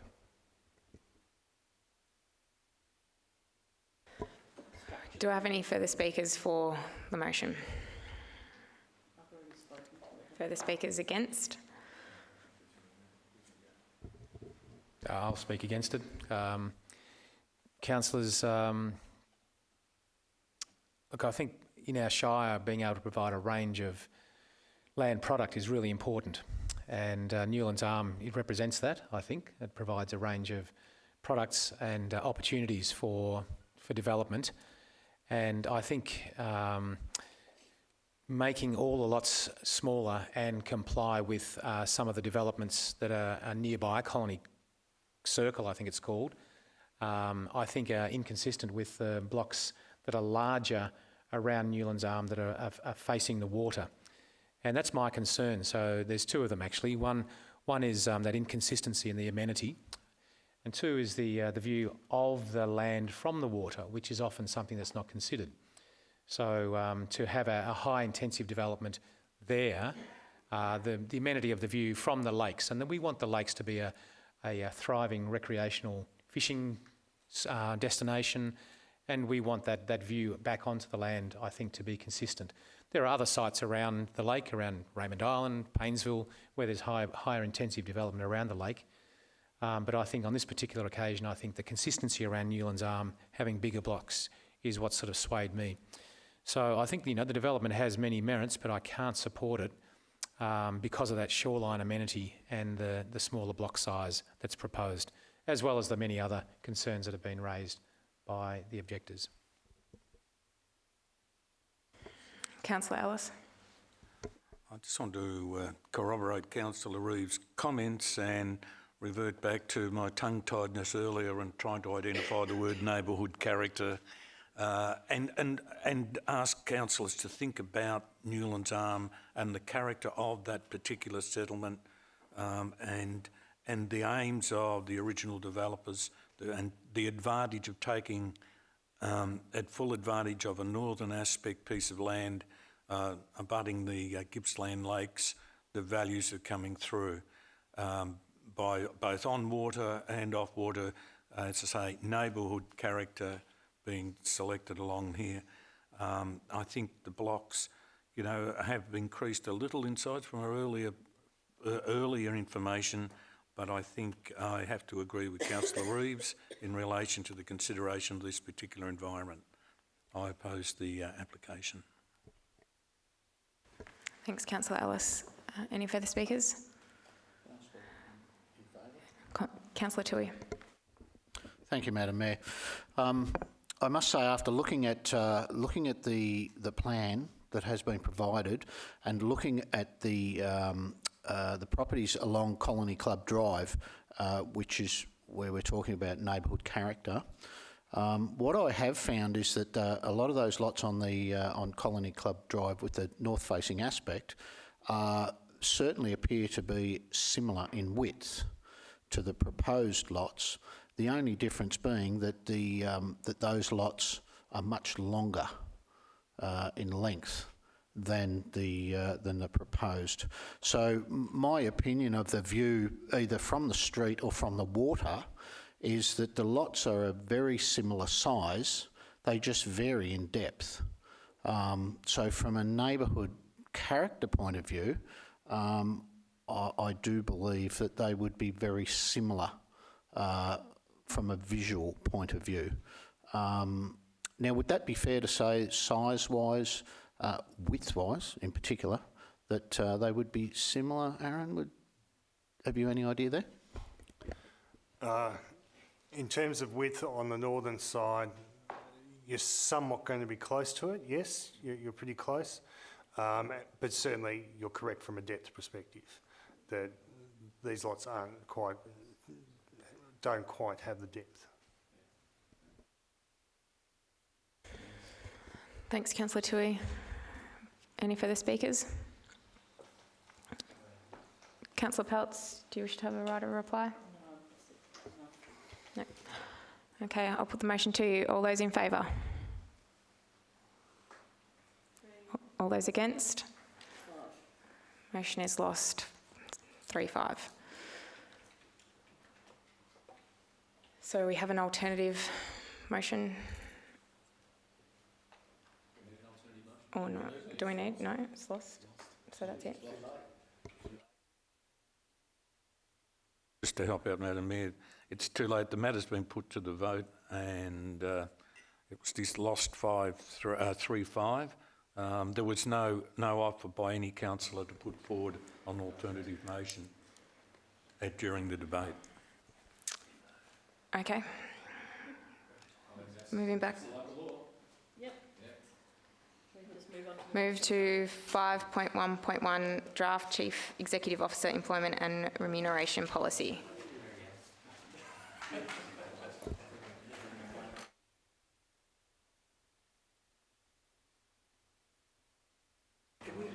Sorry.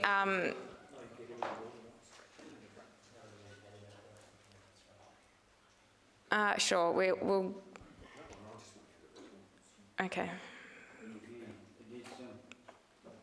We'll just have a break for 2 minutes while we clear the gallery and councillors need to... Oh, some people are leaving. Oh, sorry. Sorry, I just meant while they're leaving.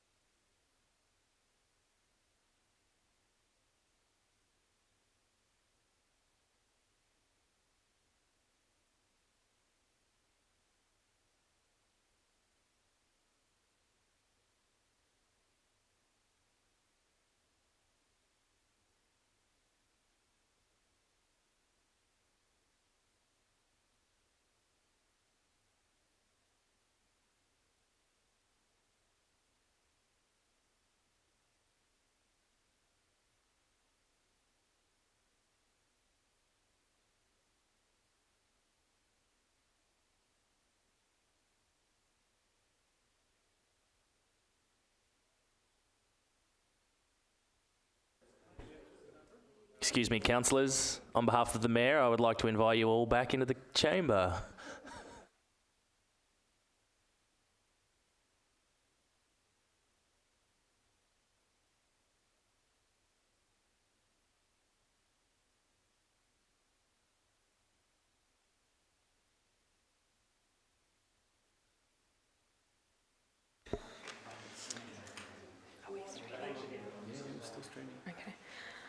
Okay, item 5.1.1 is Draft Chief Executive Officer Employment and Remuneration Policy. Madam Mayor, I'd just like to confirm that I do have a conflict of interest, a direct conflict, as this matter directly relates to myself and my employment. Thanks, Mr. CEO. I will now ask Ms. Rebecca Aston to speak to the report.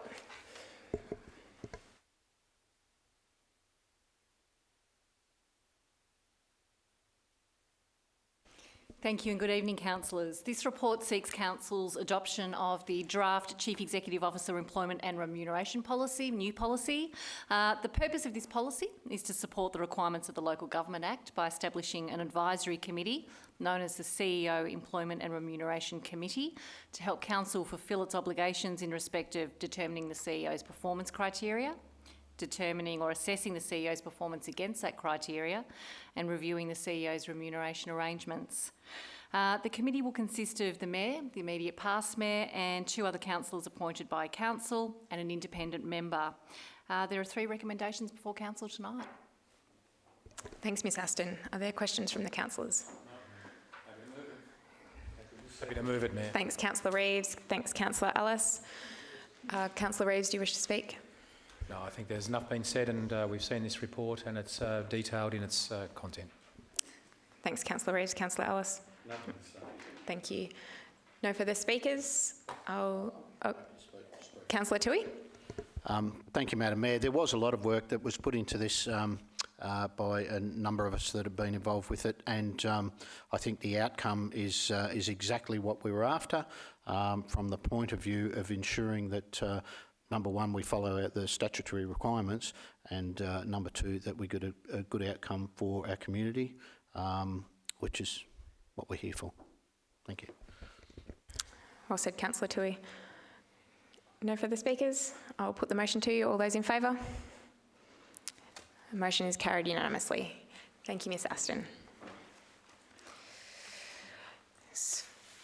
5.1.2 is the draft annual financial statements 2018, 2019 and draft performance statement 2018, 2019. Thank you, Ms. Collins. Thank you, Madam Mayor. Council every year is required to submit an annual report to the Minister for Local Government within 3 months of the end of the financial year. As part of that process, the audited financial and performance statements are included in the annual report. In order to meet the timeline requirements, Council would normally appoint 2 councillors to sign the certification on the financial statements and the performance statement in their final form once the Auditor General has given their approval for that to happen. That approval has now come through already, and Council is in a position now to appoint 2 councillors to sign those certifications in their final form. Also to note that this morning at the Audit Committee meeting, the Auditor spoke to the audit, the financial statements, the performance statement, and their management report and final closing comments. The Audit Committee at that meeting recommended that Council appoint 2 councillors to sign the certifications in their final form as per the report and the recommendation tonight. Thank you, Madam Mayor. Thanks, Ms. Collins. Are there any questions from the councillors? No? Councillor Peltz? I'd like to move the recommendation, and with the inclusions of appointing Councillor O'Connell and Councillor White in those blank spaces to be signing off on the statement, please. Thanks, Councillor Peltz. Do we have a seconder? Thanks, Councillor Toohey. Councillor Peltz, do you wish to speak to it? All I'd like to say is thank you, Liz, and your team for our financial statements. I feel our council's in good stead and underneath your controls, and you're always honest and true with regards to anything that's arising. I'm happy for this to be adopted tonight. Thank you. Thanks, Councillor Peltz. Councillor Toohey. Any further speakers? Put the motion to you. All those in favour? Motion is carried unanimously. Thanks, Ms Collins. Item 5.1.3, petition degradation of Delegate River Road and bridges and Bonang Road Bridge by log trucks. Councillor Peltz. I'd like to declare a conflict of interest on this one in regards to the log trucks that they're talking about are part of our family business operation. Thank you. Thanks, Councillor Peltz. I'll now ask Ms Fiona Weigel to speak to the report. Thank you, Madam Mayor. Councillors, the report before you tonight is in response to a petition from residents of the Delegate River region or area that originally went to the member for East Gippsland and has been referred to Council. It is around the condition of both the Delegate River Road and the Bonang Road, and it's asking Council to provide a suspension of the use of those roads by log trucks. As councillors are aware, only one of those roads is actually a council-controlled road. The other road is actually a Regional Roads Victoria road. As detailed in the body of the report, our manager of works has been up to that area and inspected the roads.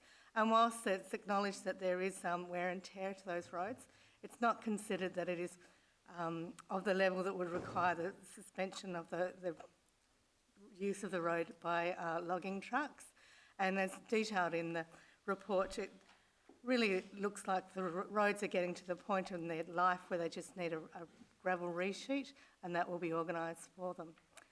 Therefore, the recommendations before you tonight are really just recommending that we continue to permit the use of log trucks on the Delegate River Road, and notes that we will undertake some actions, including writing to the haulage company and requesting their consideration of the community's concerns and that they minimise the use of our road, and that we resheet the Delegate River Road at our earliest convenience, and that we then get back to the petitioners with the advice of our actions we're going to undertake.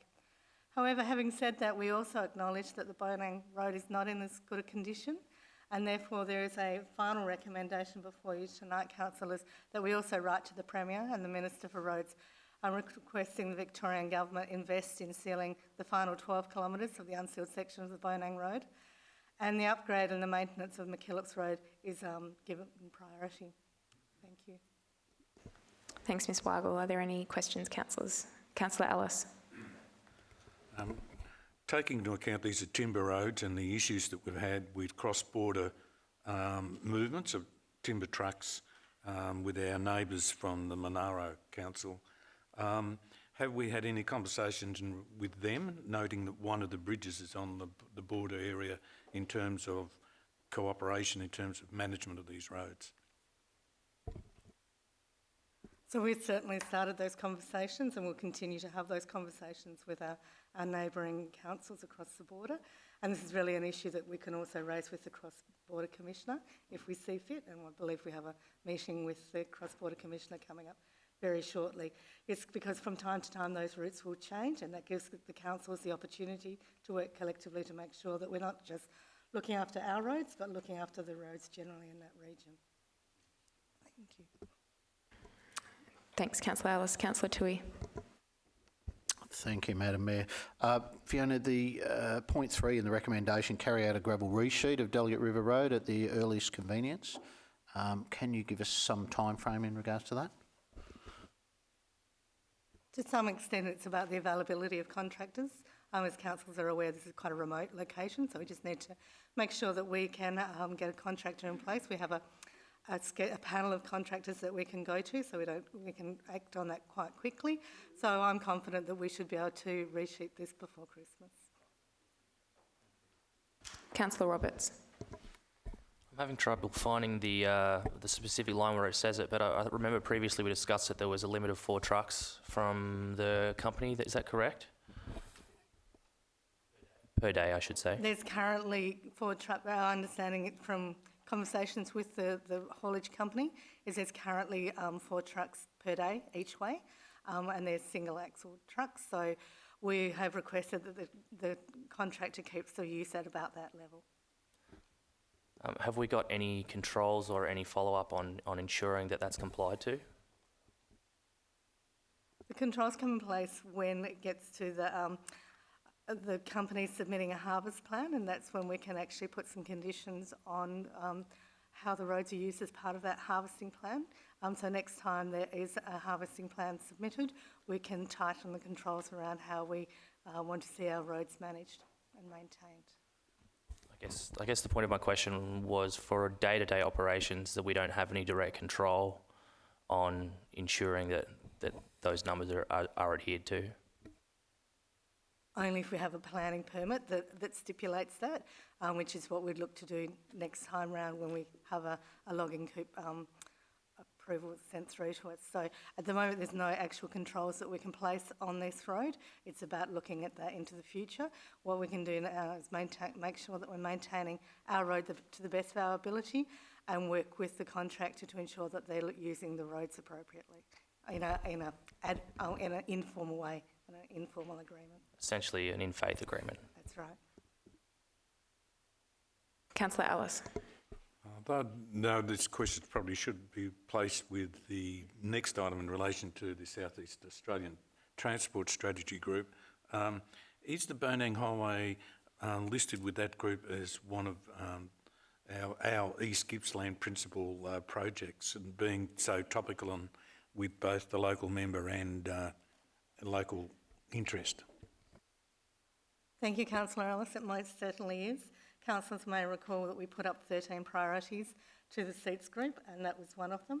We've also been working quite diligently with our colleagues at Regional Roads Victoria to keep this on their agenda as well, and requesting that they're going up and inspecting the roads regularly, and also requesting that consideration is given to funding the final sealing of the final 12 kilometres of the road.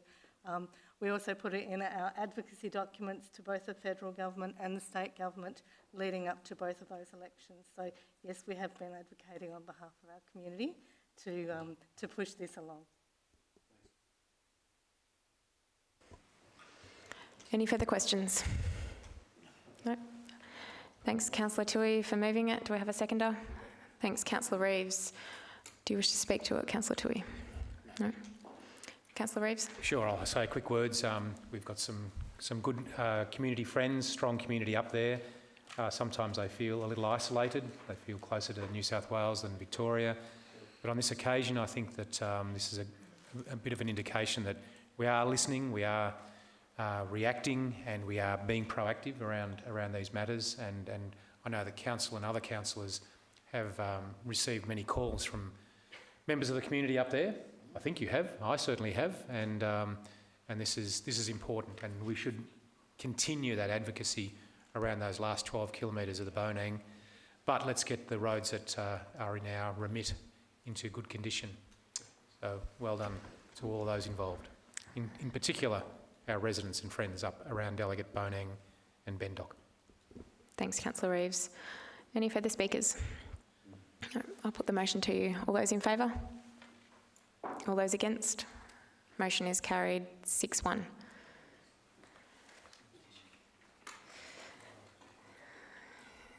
Item 5. Can someone get Councillor Phelps? Wait. Thank you. 5.2.1 is place feature name proposal Telfer Hill. Thank you, Ms Collins. Thank you, Madam Mayor. This report seeks council endorsement of a proposal to name a feature on the Bairnsdale-Dargo Road in the locality of Walper as Telfer Hill. Councillors are aware we received a proposal some time ago, and as the Office of Geographic Place Names requires council to do, we undertook the public consultation in terms of that proposal. The proposal met all of the criteria in terms of the Office of Geographic Place Names requirements for naming of a feature. There are no objections received in terms of the proposal. This is the last step that Council is required to undertake in terms of providing endorsement before it is submitted. The proposal is submitted to the Office of Geographic Place Names, and there's a recommendation before you tonight, Councillors. Thank you. Thanks, Ms Collins. Questions, councillors? The motion before you. Councillor White, you wish to move it? Thank you. Have a seconder? Councillor Buckley, thank you. Councillor White, do you wish to speak to the recommendation? Thank you, Madam Mayor. Some time ago, a very concise and passionate letter was written into to us at Council regarding this matter. The Telfer name is a very old family name of that area, and I think it'll be wonderful for those residents and the descendants of the Telfers to see that name used for that part of Walper, and I just fully endorse that. Hopefully we get this over the line and we can have a couple of nice signs on each side of Walper depicting Telfer's Hill. Thank you. Thanks, Councillor White. Councillor Buckley, do you wish to add anything? Councillor Toohey? Just in support of the motion, I must say that some of the decisions that we've made tonight have been agonisingly hard. This was very, very easy to support. Yeah, great recommendation. Thanks, Councillor Toohey. Councillor Peltz? Yes, I'd just like to say thank you for writing in this one. The stories were great behind the base of it all, and I think I really enjoyed it, and they were really warranted, the naming of Telfer Hill, and yeah, thank you for sharing your story with us. Thanks, Councillor Peltz. I'll put the motion to you. All those in favour? Motion is carried unanimously. Thanks, Ms Collins. Item 5.2.2, Membership of South East Australian Transport Strategy, seats. Madam Mayor, I have I'm declaring a indirect conflict of interest with this one on the grounds that I chair these meetings. Thank you. Thanks, Councillor Peltz. I'll ask Ms Weigel to speak to the report. Thank you, Madam Mayor. The reason for this report is there's been a new organisation set up in Canberra. It's a regional joint organisation, and there's been some queries about whether that duplicates the role of seats. So really this is really to address whether we should still continue to be a member of seats, which is, as councillors would all be aware, the South East Australian Transport Strategy Group, which advocates on transport matters for councils and groups between Melbourne and Sydney along the eastern seaboard. Council's been a member of this group for many years and has had many of its projects advocated for by this group. And that's really well documented, I believe, in the body of the report. The Canberra Regional Joint Organisation is a more recently formed organisation, and Council sits on that as an associate member. Looking at the objectives of the two organisations, we can see very little overlap. And therefore, the recommendation before you this evening is that we recognise that both the South East Australian Transport Strategy and the Canberra Regional Joint Organisation groups as having different objections, and therefore there is minimal overlap between the organisations' charters and objectives, and therefore we continue to be a member of the seats. Thank you, and happy to take any questions. Thanks, Ms Weigel. Questions? Thanks, Councillor Toohey. Councillor Ellis, second. Do you wish to speak, Councillor Toohey? Having seen firsthand some of the benefits of being a member of this organisation, I agree absolutely with the recommendation, and it's a very good summary of exactly the benefit that seats has to our area. So thank you. Thanks, Councillor Toohey. Councillor Ellis. There's no real point to seats is a well-established, successful lobby group representing both Victorian and New South Wales councils, and has been doing so for many years now. The alternative group is a regional group, yet to really provide any real benefit, or shown you real benefit to East Gippsland Shire, though we're very pleased to be able to partner with them and look forward to further cooperation to our mutual benefit in the future. But SEETS is our principal group, and I support Councillor Tui's words. Any further speakers, councillors? Put the motion to you. All those in favour? Motion is carried unanimously. Okay. Councillor Peltz will rejoin. Item 5.2.3, Disability Advisory Committee Progress Report 2018. Welcome Ms Sasha Johns to speak to the report. Thank you, Madam Mayor. I'm pleased to present to you the Disability Advisory Committee Progress Report for 2018. The Disability Advisory Committee supports Council to work towards more diverse, accessible and inclusive communities.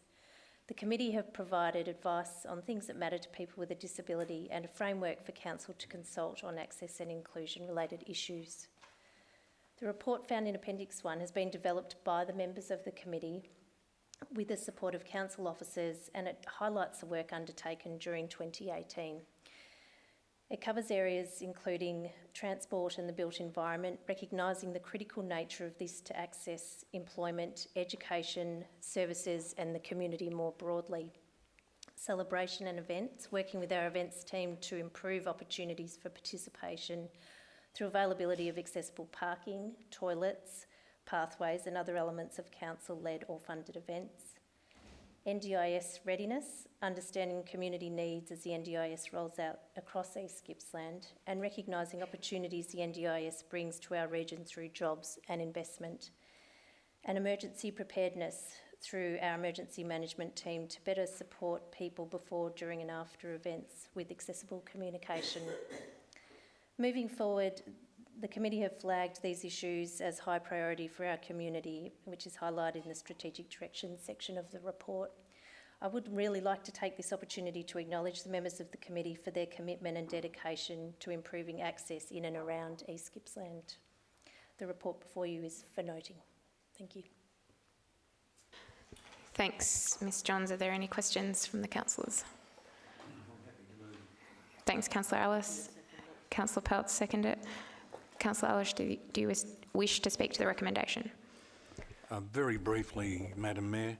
I'm very humbled to be able to be the council representative on this advisory committee to council.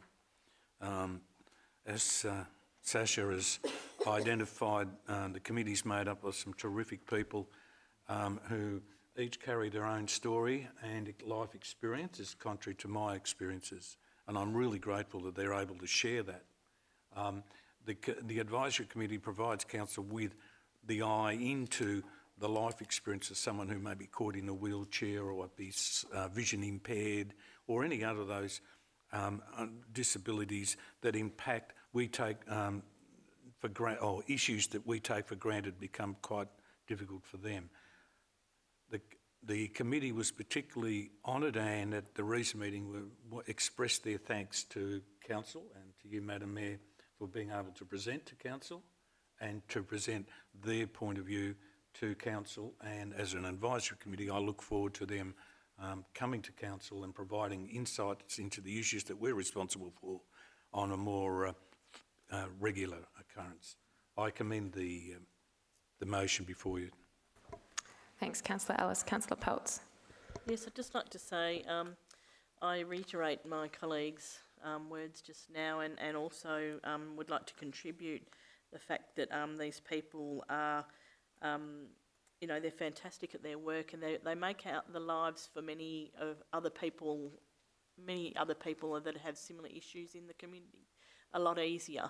And their work over the years has been it's been substantiated with some of the inputs that we've been able to implicate into our everyday life, and some of our road rules, some of our just everyday let's go down the street kind of situations, from, you know, all ability parking places and, you know, ramps, everything, and they've actually highlighted a lot of areas that our region was not was not doing so well with. We were failing in areas to recognise this previously, but this group has really added depth to and a second thought to our everyday building and construction of public amenities, public facilities, and, you know, I take my hat off to them. I really appreciate their contribution to our council. Thank you. And your work too, Sasha. Thanks, Councillor Peltz. Councillor Reeves? Mayor, are we too late to suggest an addition to the recommendation? I'll have to refer to Mr CEO. Madam Mayor, I'm happy to accept a correction to the motion that I've obviously made a little error. Well, thanks, Councillor Ellis. It was just that the recommendation at this stage notes the Advisory Committee's progress report, but as per our meeting, councillors, when the Advisory Committee were with us, I made the comment that really that work, the rubber hits the road of that work if we use the Advisory Committee's lens on life through all the decisions we make as best we can. And I said that to the CEO at the time, that, you know, do we put a lens on our decisions, on our actions and processes that makes us a more inclusive council as a result. And I'm just wondering if there's a way we could add some words in there about doing that to ensure that the decisions we make as a council are inclusive. So not just noting, but somehow have an action in there as well. Councillors, I haven't got the words at the moment, but Councillor Ellis, as the committee, the representative on committee, would that be useful and helpful? I thank you, Councillor Reeves, for that assistance and direction, and I would like to take full advantage of that. I think that if we could have words such as that council acknowledges the advice and insight into a need to be inclusive or something like that. Perhaps we could look to the wordsmith. Perhaps Councillor Roberts might come up with something for me. But I'm looking for the issues of recognition of disability and inclusion in our decision making. Yeah. So perhaps we could have some words to the effect that council acknowledges the insight provided by members of the committee into issues of inclusion and the challenges met by faced by persons with a disability. Did I go too fast, Colleen? All right, I'll go back.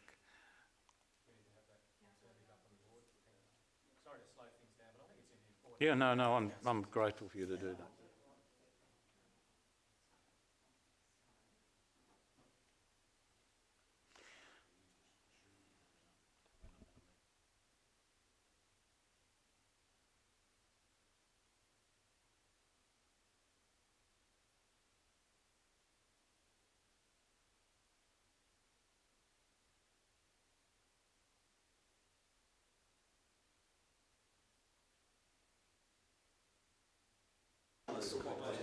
Councillor Ellis, can you just, Councillor Ellis, can you please just go over to Colleen and check that the words?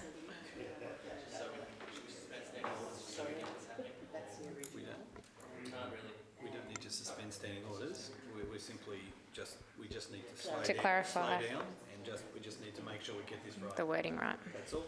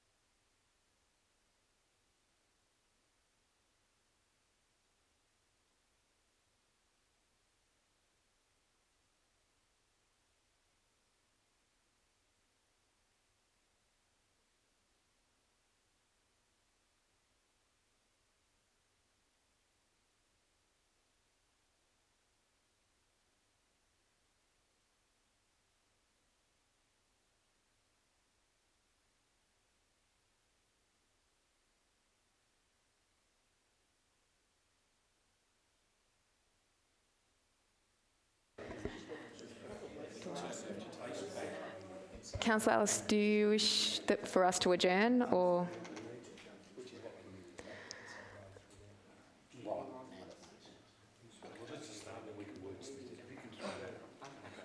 Okay. We've got something to start with. Councillor Reeves, this is your amendment, so I'm asking you to please read it out.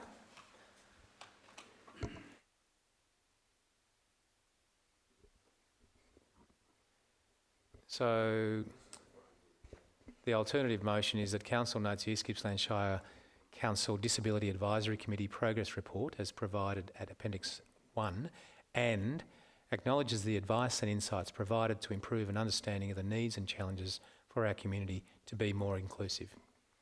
Sounds terrific. Thank you, councillors. Mr CEO. Councillors, and through you, Madam Mayor, I think we're actually amending you're amending the recommendation, so it simply requires someone to second that amendment, Mark. Do we have a seconder?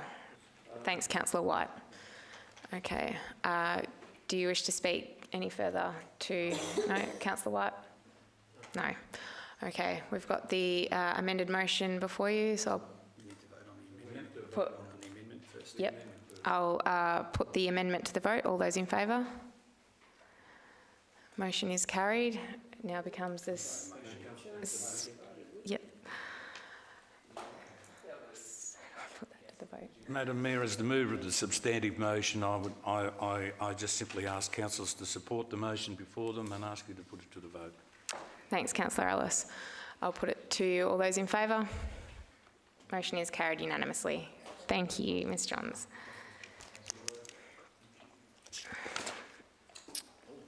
Item 5.3.1, Future Land Management Arrangements, Bullock Island Lakes Entrance.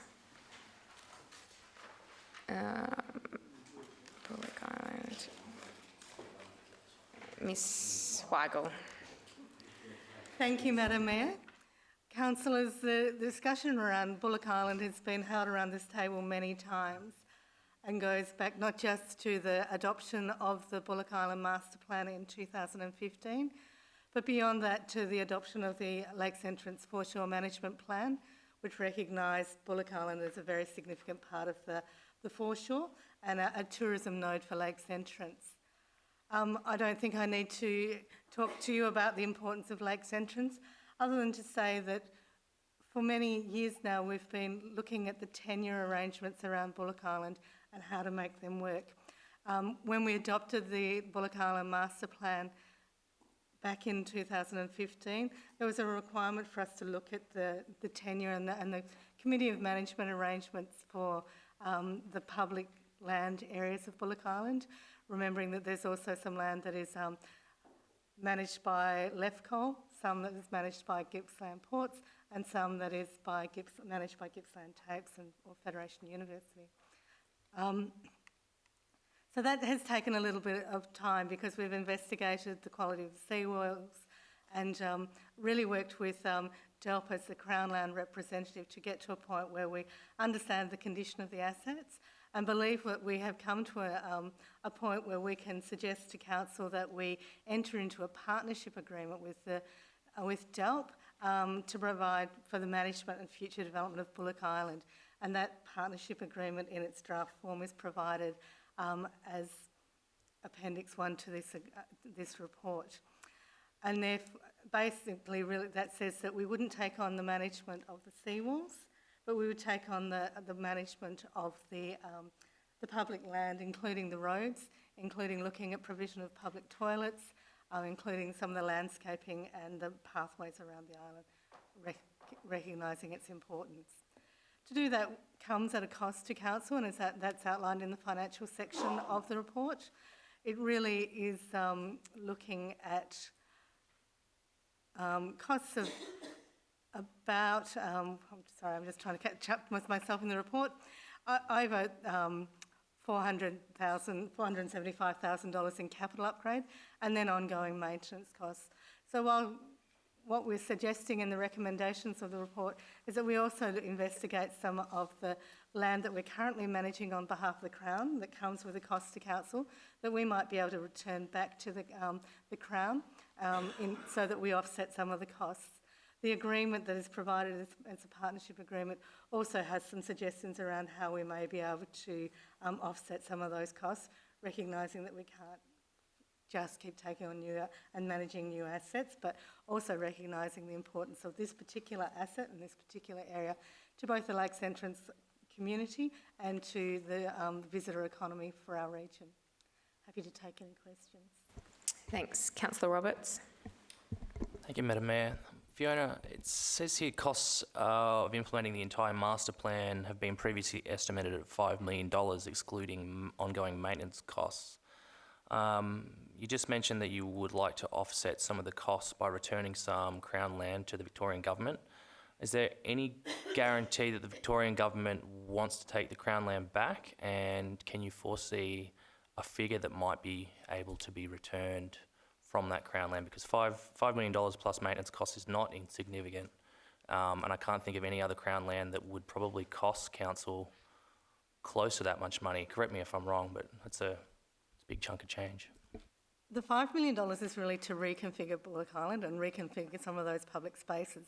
So that means the moving of quite a lot of the road network and the upgrading of the public open spaces quite significantly. So the $5 million isn't really master plan, it's for the master plan, and we would only be doing that work if we can work with DELP and others to seek external funding. And then we'd be looking at how we implement the master plan to ensure that it is undertaken so that the maintenance it's as lower cost maintenance as possible while still providing that amenity. The only works that we're suggesting that need to be undertaken at the moment on taking on the community management responsibilities for the island would be the provision of a public toilet. We're aware that there is no public toilet until you get to the fishing club, which really some would suggest isn't really Bullock Island. So it's a long way and it's a very popular fishing spot. So we think that we need to do something around a public toilet relatively quickly. And we need to bring the roads up to a reasonable standard. At the moment, the road network is not at a standard that we would have under our road management agreement, and we really need to bring it up. So we're suggesting that we bring it up to a reasonable standard, and DELP has already made a contribution towards that. There's been a $50,000 contribution made towards that. And then we're suggesting that we dust, suppress and seal that, recognising it's an important tourism asset, so give it that dust, suppression seal. Beyond that, the maintenance is really around that $97,000 per annum until we get to the implementation of the master plan, which we'll be looking at how we offset some of those additional costs that would come with further upgrading of the site. I accept the cost is essentially a one-off for implementing the master plan because there's going to be considerable works that are required. I asked before about is there any guarantee that the Crown will, the Victorian Government will accept land? So really, we've discussed this with DELP and they understand our position on that. So we've worked with them on this agreement and also some of the other arrangements that we would believe would need to be put in place. So we can hand land back to the Crown. That's not an unusual thing for a local government or an entity to do. If it feels it's no longer able to manage it or if there's a better management arrangement, we can hand land back to the Crown. And I don't believe we've done it regularly, but I believe we have done it in the past. So what we're doing now is working out which are the most appropriate bits to hand back to the Crown. Councillor Ellis. Mayor, if there are no other further questions, I'd like to foreshadow that I'll move the recommendation before us and...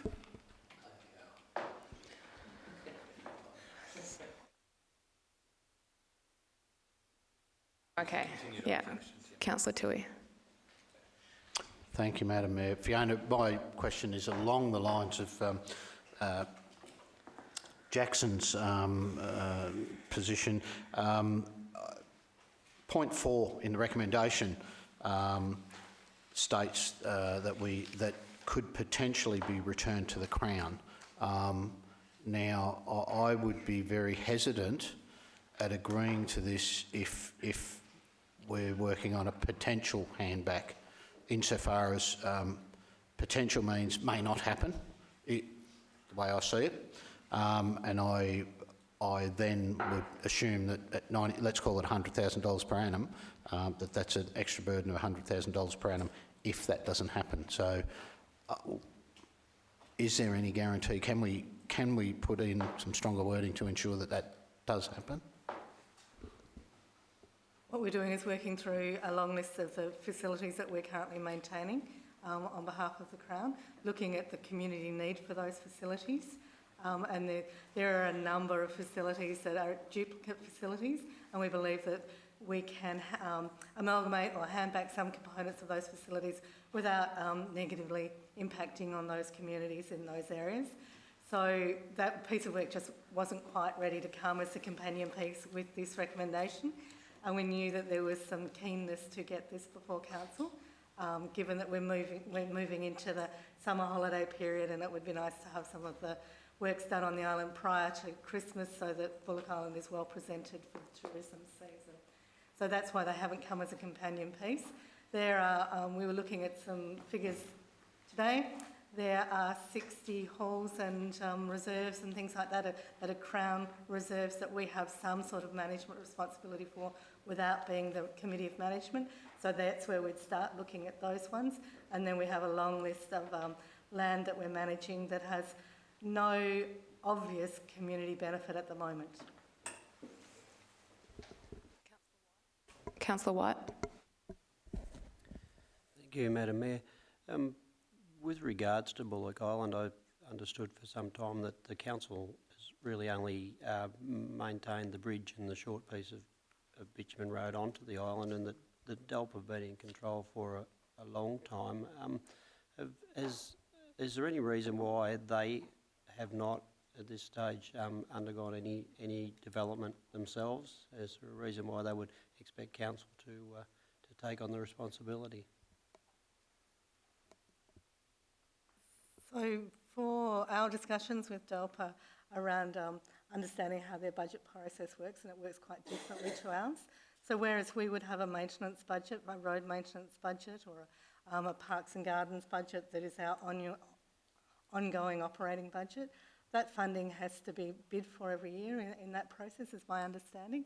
And therefore there's not that guarantee of the funding coming forward. It's all based on priorities across the state and how it fits. So therefore, whilst they have some money in some budgets in some periods, they don't have the same surety and the same certainty that we can provide. And recognising that it is a tourism asset, we believe that there's a need for it to be maintained on an ongoing fashion, not maintained one year and then not the other, which is why we've really undertaken these consultations with them. DELP are very keen, and if you read through the partnership agreement, are keen to keep working with us and trying to work out how they can continue to contribute to the ongoing maintenance. And I think the goodwill they've shown in finding some money to contribute to the road networks demonstrates that there is a real willingness, and that's captured in this partnership agreement, that it's not just pass it to council and then walk away. It's about us continuing to work together on how we're going to continue to fund the maintenance and upgrade of that area. Councillor Roberts. Thanks again, Madam Mayor. Fiona, have the predicted implementation costs of this master plan and maintenance going forward been included in the budgets up until this point, or is this going to be an additional that will have to be factored in next year or even into this year's budget? So we have the capacity within our roads budgets to undertake the road work. We haven't budgeted for the toilet because we really need to do some planning and design and costing around how long the sewer extension will be. But we would need to factor that into a future budget or seek external funding. Beyond that, we have, even when we adopted the master plan, made no commitment to funding the upgrades in the master plan. So they would all be subject to us being able to attract external funding for those upgrades. So really, at the moment, we already provide a limited rubbish service to the island because there wasn't one, and we recognise that didn't showcase our tourism assets well if there was rubbish everywhere. So we've been providing a limited rubbish service to the island for some time. As the councillors have pointed out, the road and the bridge is already our asset, so that's budgeted for. So once we put a dust suppression seal on the roads, it's a limited maintenance budget for those every year, and then it's the cleaning costs of a toilet once we have that in place, I think those costs were broken down in one of the attachments. Sorry, I don't have the attachment, or it's a big attachment. I do have it, but so the $5 million is projected for the total master plan is projected to be it's projected to be spent over 1 year, 2 years. Is this going to be a short-term outlet, or is this going to be a 5-10 year development? What does that sort of look like? Really, unless we found funding for it, it would be a very long-term outcome. We've been putting this into budget bids that we've been working with the state through their process. We've been putting it in for Commonwealth funding through things like the Regional Growth Fund. So we will continue to keep packaging elements of it up. But I would say that honestly, it's probably a 10-year program. And we would need to, when we're looking at those funding opportunities, look at this as a priority against our other projects that may meet those funding criteria as well. This doesn't mean that Bullock Island projects would necessarily leapfrog other projects that may be eligible for that funding as well. We'd need to go through and work through a prioritisation process with Council about what funding we were going to apply for. Councillor Peltz. Fiona, can you just remind me, there was an audit done on DELP assets going back probably to maybe 3 years ago now, and it wasn't so favourable with regards to the state of their assets, and virtually went to the means of saying a lot of their things didn't have a maintenance program. And can you just enlighten us, and did Bullock Island come in as one of those issues for them? Thank you, Councillor Pals. There was a VAGO report done, an audit undertaken on the state of coastal assets throughout Victoria and the investment of the state in those assets. And you're quite right, it wasn't glowing in its findings, and it made a series of recommendations about how to improve that. Some of which are being picked up with by the new Coastal and Marine Act, and I think there's also a lot of work by Council and other local governments on coastal areas throughout Victoria to advocate for more funding to be put back into our coastal areas. So we would continue, I expect, to advocate for funding for our coastal assets and be advocating for DELP to, or whoever the right agency is, to receive that funding to maintain coastal assets for communities throughout Victoria, and using examples such as Bullock Island as examples of why there is a need for further funding for these assets. So let me understand this. The assets that we would be potentially giving back to the Crown would be in a favourable, most suitable, maintained manner, and we actually gain something that needs $5 million spent on it and isn't in such a favourable, maintained manner. So the aspiration would be to spend $5 million on it, just as we have master plans for streetscapes and for structure plans that have a whole outline of works that we work with the community to implement over time. That is the aspiration, and the master plan is very much an aspirational document. So it's not necessary to spend the entire $5 million to bring the asset up to a suitable condition.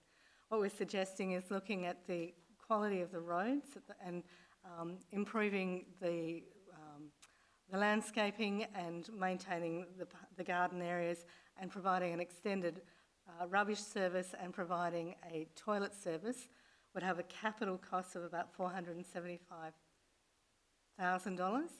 an ongoing maintenance of $97,000. So we'd be looking back to hand back assets that had a similar maintenance value of that around $97,000 to $100,000. As we've said, the agreement also identifies that there's opportunity for Council to become a third party to some of the leases that the commercial leases that the Crown already has on other assets in the local area and in the Lakes Entrance area, which would derive an income stream for us without actually having to take over those assets or maintain those assets. So we're also working hard with DELP on those because they're another source of income for us that doesn't require the handing back of assets but would provide us with an ongoing income stream that's linked to the commercial lease of those assets. Just further on that line of questioning, there's no time frame on the recommendation around offsetting some of those costs. So if in 12 months, 2 years' time, we're not offsetting that cost, is there a get-out clause? Just as we've talked about handing back other bits of Crown land to the Crown, there would be the opportunity to hand back Bullock Island to the Crown if we found that it was beyond our ability to maintain it. And could they refuse it? I'll check with my colleagues, but I don't believe you can refuse to take back Crown land, which is Crown land. It is. We are authorised as a committee of management, so we manage the Crown land on their behalf. It is still always Crown land, and therefore what we'd be saying is we no longer want to be the committee of management, which would mean that it lapses, and if there's no other committee of management, it returns back to DELP and it returns back to the Crown through DELP to manage directly. Thanks. Any further questions? Councillor Ellis, Councillor Toohey. Councillor Ellis, do you wish to speak to the recommendation? The Bullock Island saga is something for all councillors to learn about. This was one of the matters I first stood for council for, was the improvement and the promotion of the Bullock Island as a gateway place to Lakes Entrance. It's a very popular site from tourism usage, and culturally for the well-being of the town it's incredibly important. So to tidy it up from the neglect that it was exposed to by the Crown and in particular by DELP, and I don't point the finger at them in any particular way because they simply don't have the budgeting to take care of many of their assets, and the tourism is not their business as such. This is really an important decision of council for the community of Lakes Entrance. As I say, it's been with me for a very long time, and as Fiona's providing information to you, we've been through so many meetings, creation of plans from the foreshore management plan, community consultations on different aspects, exercise walks, pathway walk, all sorts of things, and culminating with really the next episode, which is the Jemmy's Point development. The importance of this particular recommendation before us is that the Crown has maintained ownership of the seawalls. I would not have supported this recommendation had the seawalls been included. The question, I'm not sure who it was from, in relation to the state looking at DELP's coastal management assets, identified seawalls across the state. In fact, in Lakes Entrance, I think the cost is up to $30 million worth of work to be done. We could not accept that. And this is quite an achievement, and it's a commendation to officers in the negotiating process that we were able to exclude the seawalls from it. If any council cares to travel down to Bullock Island, they will see people of all nationalities taking advantage of what the island has to provide right now.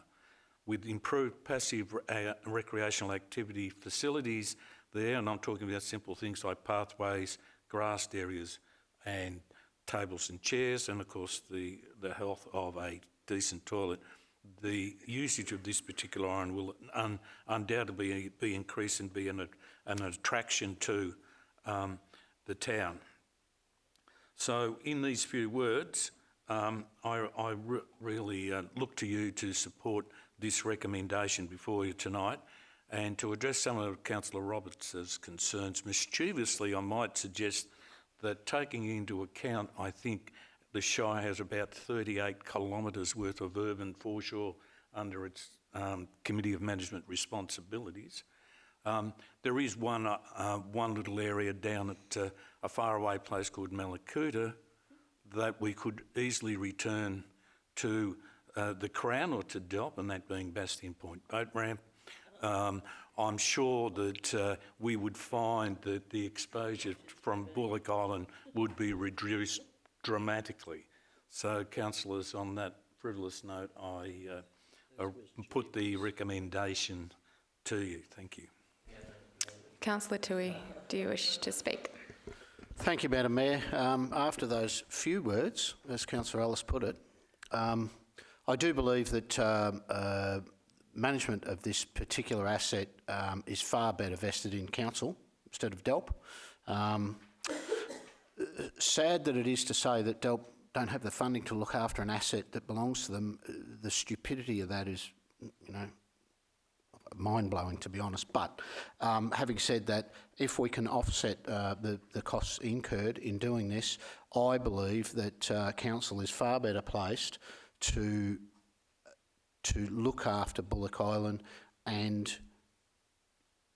maintain that in the manner that people from Lakes Entrance and East Gippslanders in general would like to see it maintained. So I see this as a positive thing. I agree wholeheartedly with Councillor Ellis in regards to the seawalls. I would not be voting for this if they were included. So I see this as a great outcome for Lakes Entrance and a great outcome for our entire community. Thank you. Are there any speakers against? Councillor Roberts. Thank you, Madam Mayor. And I don't disagree with the word that Councillor Ellis and Councillor Tui just said, but one of my main concerns is I feel that with our tight economic situation at the moment, rate increases, it's been a common theme. I would like to see that we find the money first before we commit to a project like this. And given that this project doesn't appear to be completed tomorrow, this is a long-term project. I think we've got the time to be able to budget for it correctly and have that discussion, be it about returning Bastion Point or otherwise, and then slightly change the order, because once the money was there, I'd be more than happy to do it, but I'm just really hesitant to push the additional burden onto the ratepayer at this point. Thank you. Speakers for? Any further speakers against? Yeah, I'm going to speak against this too. I'm not comfortable. I think there's too many loose ends and open-ended issues in there for me to commit to this at this stage. Any further speakers? Councillor Ellis, do you wish to have a right of reply? Appreciate the care of our ratepayers. It's something I share, but I see wider benefits by the acquisition of Bullock Island under our care as a Committee of Management. If it's shown that it's to be such a burden that we are unable to manage it properly, which is something I would doubt, then as we've been advised, we can return it to the Crown. In response to Councillor Reid's comments, I acknowledge his comments and I have no further comment in relation to it. I just ask that Council support the motion before us and make a lot of people in Lakes Entrance very happy. Thank you. I put the motion to you. All those in favour?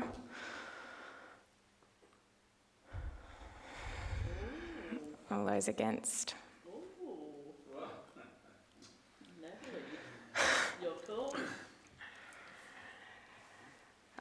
Well, with the casting vote, I think I'll remain then as the status quo, which is to not take it on, to vote against it.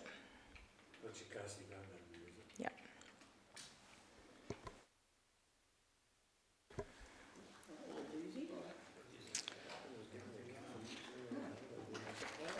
Okay.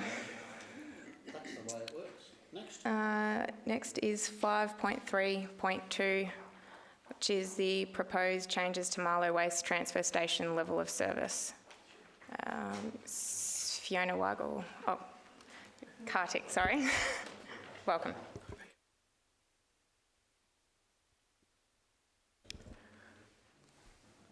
Thank you, Madam Mayor.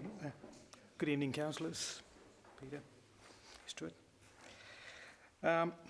This report seeks endorsement from Council to approve the reduction of hours at Marlow Transfer Station to 3 hours over a spread of 4 days from 7 days operation, and also notes that the proposal of the Marlow Transfer Station opening hours and bring its requirement to upgrade the facility in this financial year, for which we have a budget allocated as part of our CapEx program.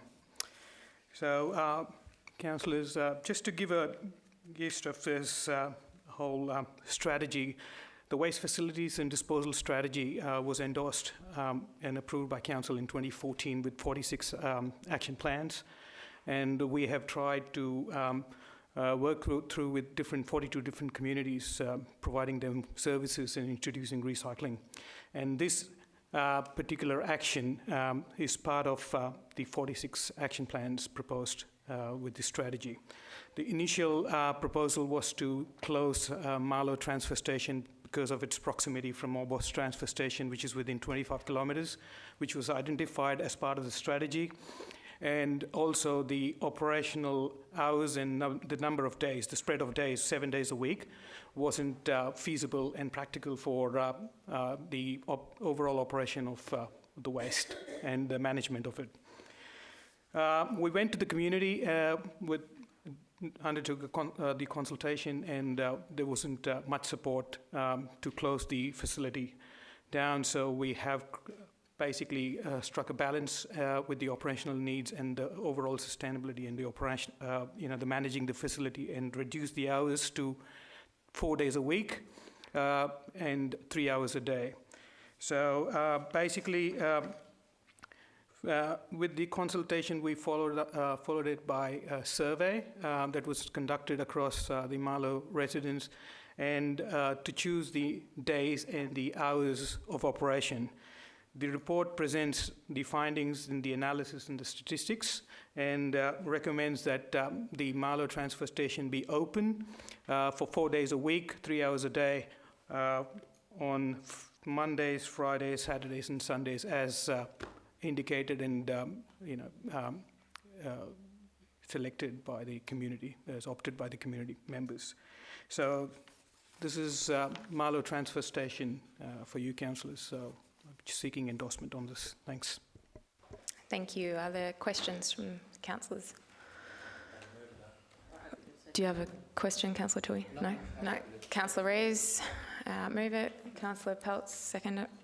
Do you wish to speak, Councillor Reeves? Oh, look, very briefly, we're grateful at Marlow that there is a waste facility there now, that we don't have to drive to Orbost. We heard that loud and clear at that consultation. I was at the pub that afternoon, when we did do that consultation, and it's clear to see that Marlow, the residents of Marlow, are very active early on the weekends and Friday and Monday. Councillor Peltz. I'm just pleased to hear that the officers have had some really good constructive consultation with the community to get a really positive outcome, because just to have it closed and them to be expected to drive 25 kilometres is probably unacceptable, and it isn't the best outcome that they would have liked. So I'm really pleased that the officers have come to a happy medium, and the fact that it's only open for the 4 days, I think that's great. It employs someone. It is then easier on the locals, that they don't have to actually drive 25 kilometres and remember to put their rubbish in the car, and I think it's a win-win, so thank you. Thanks, Councillor Peltz. Any further speakers? No? Put the motion to you. All those in favour? Motion is carried unanimously. Thank you. Item 5.3.3, Capital Works and Landfill Rehabilitation Projects Report 2018-19 for the year ended 30th June 2019. Mr. Sam McPherson. Thank you, Madam Mayor and councillors. Councillors. The report before you this evening details a summary of the Council's capital works and landfill rehabilitation projects to the financial year ending 30 June 2019. The report also details the capital works changes and movements for the 3-month quarter or the 4th quarter of the 2018-19 financial year for endorsement as well. In summary, the capital works program for 18-19 ended up totalling $55.2 million, which reflected some increases in grant funding that was received during the financial year, and also projects which were brought forward for delivery from outlying budgeted years. As at the 30th of June 2019, just over $32 million had been delivered in capital works and landfill rehabilitation on the ground, with a further $3.8 million committed or under contract at the end of the financial year. So that's a great news story. It's the first time in a number of years that Council has been able to deliver over $30 million within one financial calendar year. There are details there of the individual projects, but as a high-level summary, the program of works included 219 individual projects, of which 151 of those had been completed by the end of the financial year, with the further 68 either scheduled for a multi-year delivery or being delayed or running behind schedule. So, councillors, there's a recommendation there for adoption before you. Happy to take any questions. Thanks. Questions, councillors? Councillor Toohey. Thanks, Sam. I'm just noting here, underspends of project budgets of $3.5 million. Now, that's roughly 10%. So is that a 10% saving on what we budgeted to spend? In some degrees, yes, but it should also be strongly stressed here, and Liz Collins will ensure that I make it quite clear that that's not a $3.5 million saving to council cash.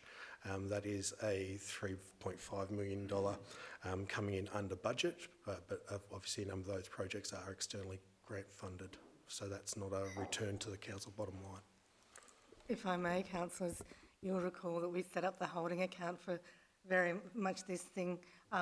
So some of that $3.5 million has gone through the holding account, and it's allowed us to fund additional projects as well. So it's through the savings on those projects, we've also been able to fund the extension of projects or additional works.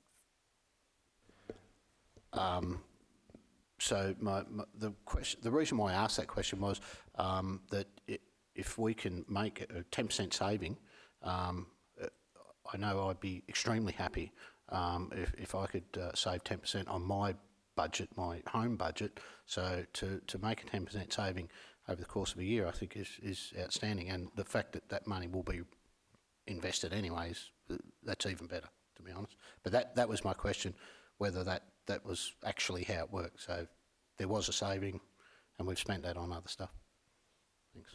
And councillors, I do direct you to Appendix 2 of that report. It does include a summary of the holding account transactions for the 12-month period. So councillors are quite able to see the income that's come in, or sorry, I shouldn't call it income, but the savings that have come in council cash into the holding account, and then where they've been reallocated into providing additional budget for existing projects or the creation of new projects. And also there is the underlying balance of the holding account as at June 30. And I'll just remind councillors that does get returned as a saving to the organisation at the end of the financial year. And the new financial year, that balance starts back at zero. Any further questions? No. There's do I have a mover for the recommendation? Thanks, Councillor Toohey. Seconder, Councillor White. Thank you. Do you wish to add anything, Councillor Toohey?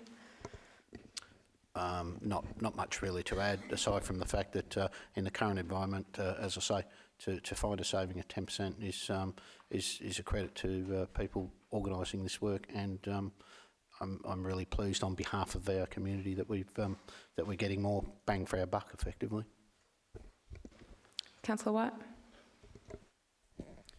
Thank you, Madam Mayor. I would just like to back up what Councillor Toohey said, because this is a really great outcome, considering that when we first got on council, there was some outcomes that weren't quite, or were nowhere near as good as what's happened now. And in fact, we were suffering a few good hits So this is great news, and I'd say well done. Absolutely. Any further speakers? No? Put the motion to you. All those in favour? Motion is carried unanimously. Thank you. Item 5.4.1 is the Rail Freight Alliance campaign. Mr. CEO. Through you, Madam Mayor, thank you. This item is being brought to Council because it relates to an advocacy campaign, which effectively is a political process. There is a small amount that is being asked for by the Rail Freight Alliance, of which Council is a member. This request for funds was sent to all Rail Freight Alliance members as well as all non-member councils across Victoria. I think the report is fairly self-explanatory in terms of the purpose of what they describe as their fighting fund, but as it is a political, essentially a political cost, I believe it's appropriate that there's a council decision on it. Questions from the councillors?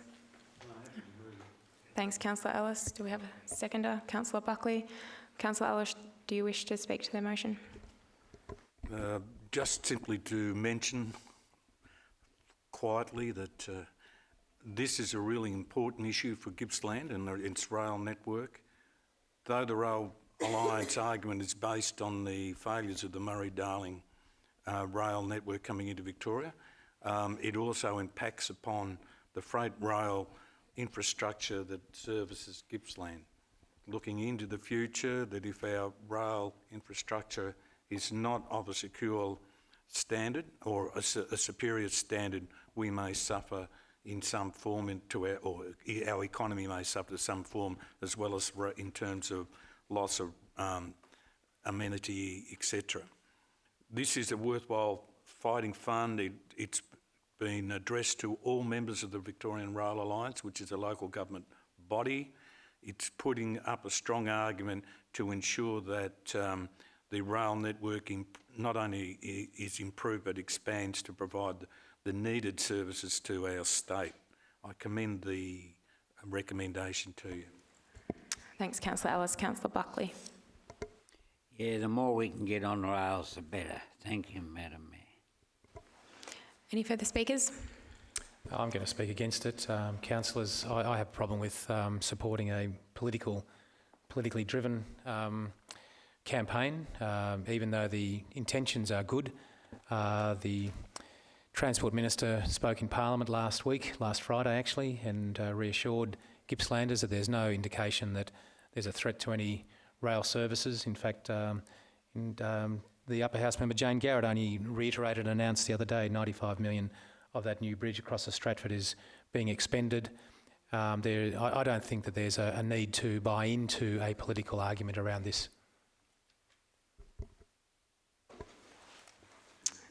Any further speakers? Councillor Peltz. I'd just like to say I do believe that there's an area of assumption here. The bottom line is I have no qualms with being, affiliated with the Rail Alliance because I believe their work's excellent and has been consistently improving rail lines across Victoria, and they've done some really great work. The only, and for those who don't understand, the wording that was used in the letter was probably politically insensitive, and I don't think the Minister, I can understand how they would actually take it in a misused manner, but on behalf of our council, I would think that we wouldn't mean the wording as such to be delivered in support of what they're actually saying. But the bottom line is to be a member of this alliance, I think, is important for the East Gippslanders and for improvements to our rail line. As to what was put in the letter, the political wording, I don't believe is relevant to our council because we wouldn't actually intend it in that manner. Further speakers? If not, right of reply to Councillor Ellis. I just want to to assure councillors that the Rail Alliance is not heading down a political line. It is simply stating a very strong voice against a problem that's existing, particularly in the west of the state, and where it's particularly evident.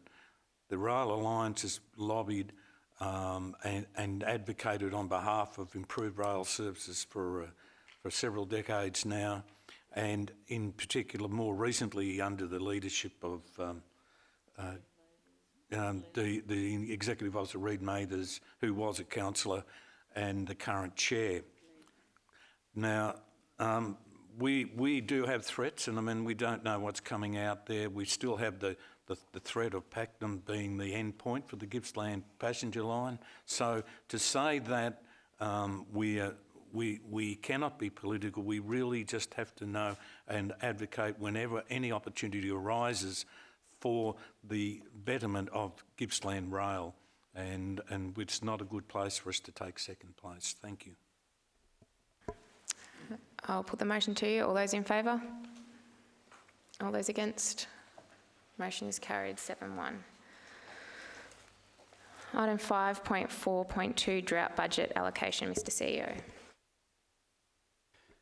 Madam Mayor, thank you. This report seeks for Council to consider allocation of the $500,000 that was adopted through the 1920 budget process towards drought response.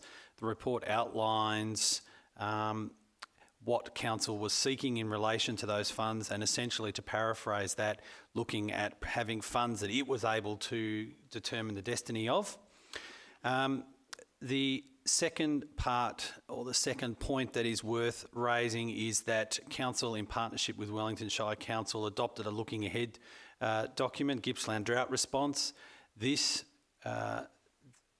allocations also respond to that document in a positive manner. So the report outlines 5 possible areas for allocations with some indicative amounts to those as well, that being individual support, community support, future-focused strategic, advocacy and awareness raising, and a contingency. So essentially, councillors, as the report is laid out and the recommendation is before you, we're seeking direction from council in relation to the allocation of these funds. Questions, councillors? No. Councillor Peltz. I'm happy to move the recommendation as it stands. Yep. A seconder, Councillor Toohey.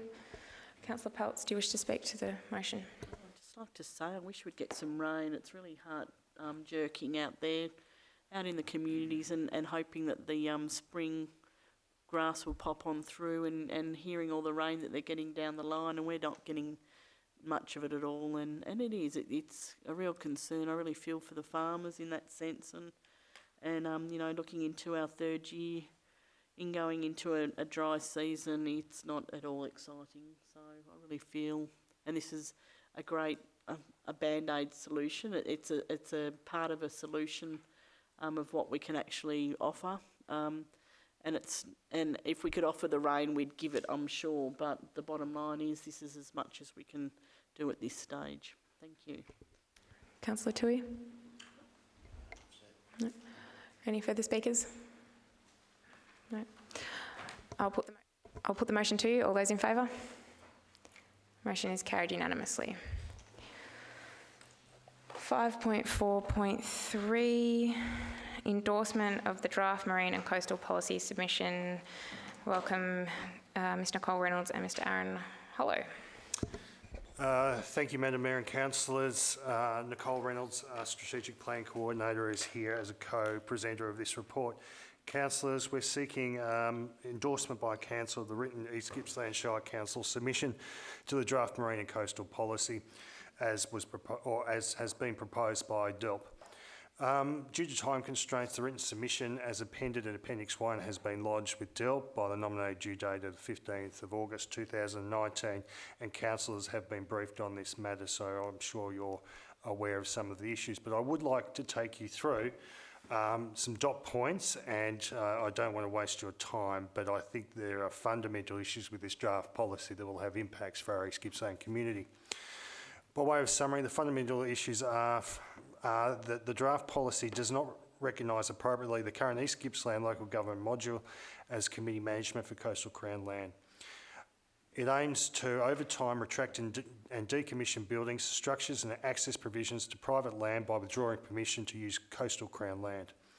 It seeks to implement policy objectives which will prohibit buildings and structures on ridgelines on rural land between settlements and implement policy which prefers tourism within defined activity nodes. It does not address adequately funding arrangements for coastal infrastructure and assets, particularly for maintenance. It does not provide adequate recognition of the economic, social and community values associated with the use and recreation of coastal sediments. It proposes an unclear decision pathway. It provides no guidance with respect to coastal management plans and activities. It proposes to implement new zones, overlays and buffers relating to coastal Crown land with an inadequate level of detail provided. It imposes unfair limitations to settlement boundaries for coastal settlements, limiting population growth unnecessarily and overriding well-considered local strategic planning. It proposes a complex marine and spatial planning framework. It proposes a table which seeks to remove structures, buildings and infrastructure such as private jetties, boat sheds, access and fishing huts as opportunity arises. The opportunities are not explicitly stated. It prohibits erosion works and preventative actions which have the purpose of benefiting private landowners.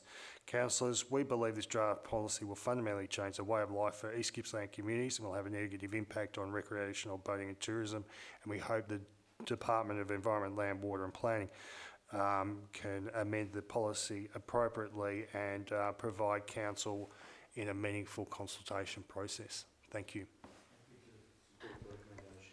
I've just got some questions. Councillor Peltz. Nicole, this is the policy that that was endorsing the no building or construction work 2 kilometres out to sea and 5 kilometres inland from the coastal line. This is that one. This is a policy that will have direct impacts upon development out from the coastal line, as you've indicated, and inwards 5 kilometres from our coastal areas. The submission that the East Gippsland Shire Council that the officers have put in is something that isn't in support of the policy recommendations as such, because you feel it's too onerous and too inhibiting on development within our region and along the coastline of Australia, basically. Correct. Councillor White. Yeah, thank you. Just in some of these structures they're talking about, will that also include those long-term leases of the homes down on the sandbars at Lakes Entrance? Would they be included as, would those people lose their right to occupy those holiday homes? Councillor, one of the concerns with this policy is a lack of detail, and one of the concerns with this policy is such matters as those structures, but it's also just structures such as jetties, boat houses, and even access from Crown land to private land. So we've got a lot of islands in our Gippsland Lakes that are dependent upon jetties for access and then access from the Crown land to those houses. So it's very concerning. Further questions? Councillor Ellis. Thank you, Madam You're moving, Mayor. yep. To move it, and Councillor Peltz, second. I'd just like to quickly remind councillors of the matters I've brought to council's attention in relation to this new policy and the impact, and I thank Mr Hollows and Ms Reynolds for endorsing that and doing such a comprehensive study.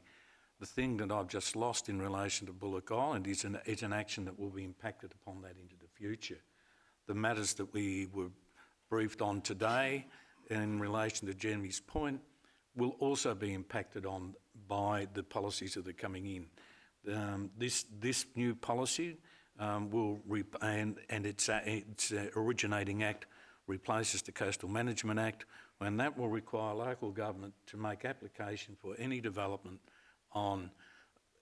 at this stage, foreshores, whether it be Crown land or private lands. It has a serious planning implication that will seep out as a policy into our own other plans and policies that we as local government are required to do. So the strong wording of this policy, of this submission is important. It's not trivial.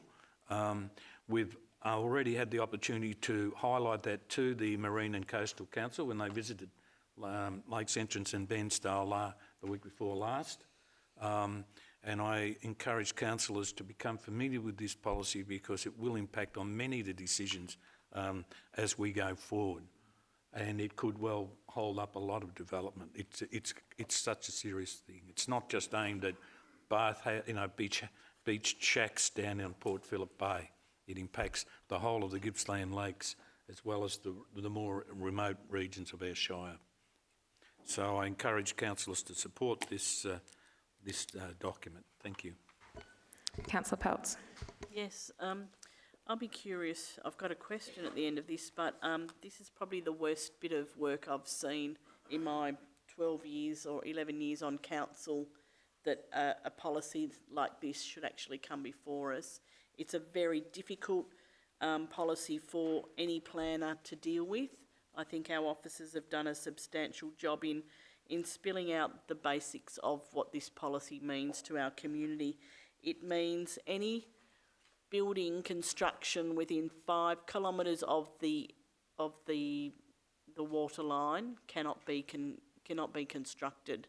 So I'm curious as to whether there'll be land buybacks as these properties aren't able to be recognised to their full potential. So people that are wondering if they've got or sitting on or land banking properties that have really great views of the ocean, they won't be able to build on them because of this policy if it's fully implemented by the state government. And it means that any construction 2 kilometres into the water won't be able to be constructed. It's a very, very difficult piece of work. It's equivalent to the inundation overlay and the bushfire overlay in its restrictions to, and if not more, in its restrictions to building and development within our potential future community. So anyone who is out there and is inclined, please feel obliged to write in a submission to the committee who's taking submissions now, because this is absolutely the most important piece of work we've had to deal with within the last 12 years, which has development issues in our community whilst I've been on council. And I mean that very sincerely.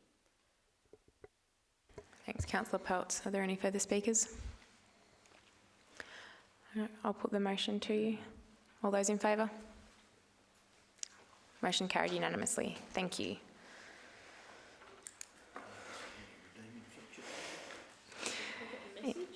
Item 5.4.4, endorsement of the Regional Tourism Review submission.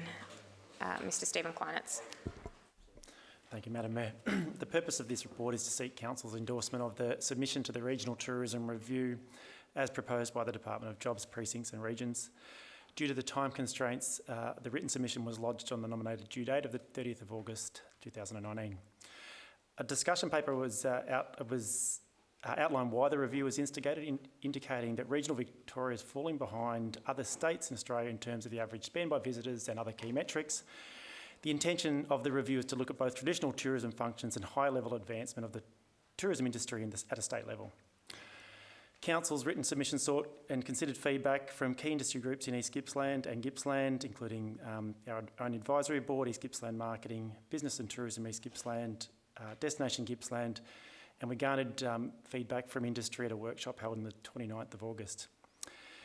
In summary, the submission raised a number of issues and addressed a number of issues which were raised in 22 key questions outlined in the discussion paper. Some of the key points in our submission were around the fact that up to 85% of our land is publicly managed, and their public land managers play a key role. One of the recommendations looked at reviewing the role of land managers to ensure they have a stronger consideration of tourism opportunities, examples being longer term leases on public land and investment into major icons. We also consulted with GLAWAC, who recommended that traditional owners raise awareness of what experience may exist locally, and that investment opportunities engage closer with traditional owners earlier on in product development. We also looked at the changing tourism market in Gippsland. We looked at key tourism routes and products such as Sydney-Melbourne Coastal Drive and the Great Opon Road, and to prioritise high-end investment into product into the changing visitor market. Looking at the lack of coordination at a state level, we also recommended the development of a statewide regional tourism plan that is based on existing or current destination management plans like it's been developed in Gippsland. A response from the state government is due later on this year. Thank you. Are there questions from the councillors? Councillor Roberts. Happy to move it, Madam Mayor. Thanks. Councillor Roberts, a seconder. Councillor White. Do you wish to speak? No. Councillor White. Any further speakers? No. I'll just commend you on your work there and your team, because obviously it was another large body of work and an important piece of work, especially for East Gippsland, who relies heavily on tourism for its economic output. So thank you. I'll put the motion to you. All those in favour? The motion is carried unanimously. Thank you.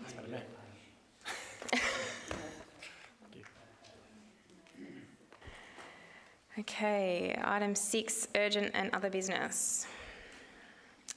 Councillor White.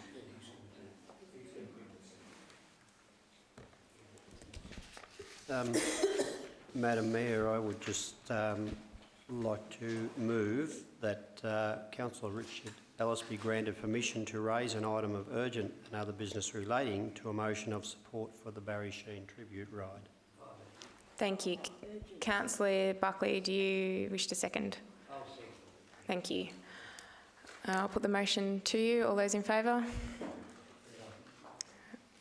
Motion is carried unanimously, and the motion is now on the table. I'll ask Councillor Ellis to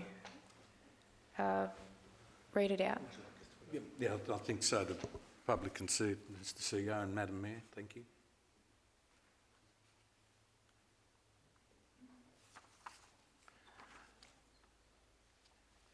Councillors, due to the short time before the Barry Sheen Memorial Ride occurs, which is at the end 27th of October, I bring this matter to Council as a matter of business and of some urgency. My motion to Council is that Council welcomes all riders en route to the MotoGP at Phillip Island on an annual basis. Working in close cooperation with the Australian Grand Prix Corporation, the RSL Bandstyle and associated local clubs, will continue to deliver and enable a successful annual Barry Sheen tribute ride commencing in Bandstyle. And 3, will work to maximise the economic benefits and opportunities to the region as a whole whilst promoting safe riding. My rationale for that matter, I'll just refer to my notes just very briefly. The Barry Sheen tribute ride has been associated with East Gippsland and the wider Gippsland region since the early 2000s. In 2009, the ride was arranged to commence from Bandstyle. This had an immediate economic and societal benefit to the city and the Shire as a whole, a benefit that continued to grow over the succeeding years. Unfortunately, for the past several years, this success has started to wane. Much of this loss has been attributed to the lack of commitment, not by the many volunteers and businesses that support the ride, but by the perceived lack of commitment by Council. To address this loss and perhaps a misinterpreted perception, the motion has presented an expression of Council's wish to address those misconceptions and to ensure the ongoing success of the ride into the future. Noting that the event is designated as a normal part of the Shire's Economic Development Team's annual work plan and an early RAD's funding recipient from Council, it is Council's continued desire that the ride be foremost amongst the events the Manager Economic Development promotes, and that he or she report on an annual basis to council on the success or otherwise of the ride as was previously his or her responsibility. In meeting this desire, it is requested that good relationships be reignited with such partner groups as the Bensdale RSL to ensure that the success and enjoyment of the riders stay in Bensdale is to the benefit of all. Councillors, I commend this recommendation to you. Thanks, Councillor Ellis. Do I have a seconder? Ben said he would, didn't he? Yeah, Ben did, Yeah. Oh, did he? Okay. Councillor Buckley, do you wish to speak? Okay. Further speakers? Councillor Tui. Thank you, Madam Mayor. I would just like to note that Victoria Police do play a significant role in the Barry Sheen ride, and if possible, if we could add that to the point, associated local clubs, and perhaps mention the Victorian Police, because they do a lot of work in regards to this particular event.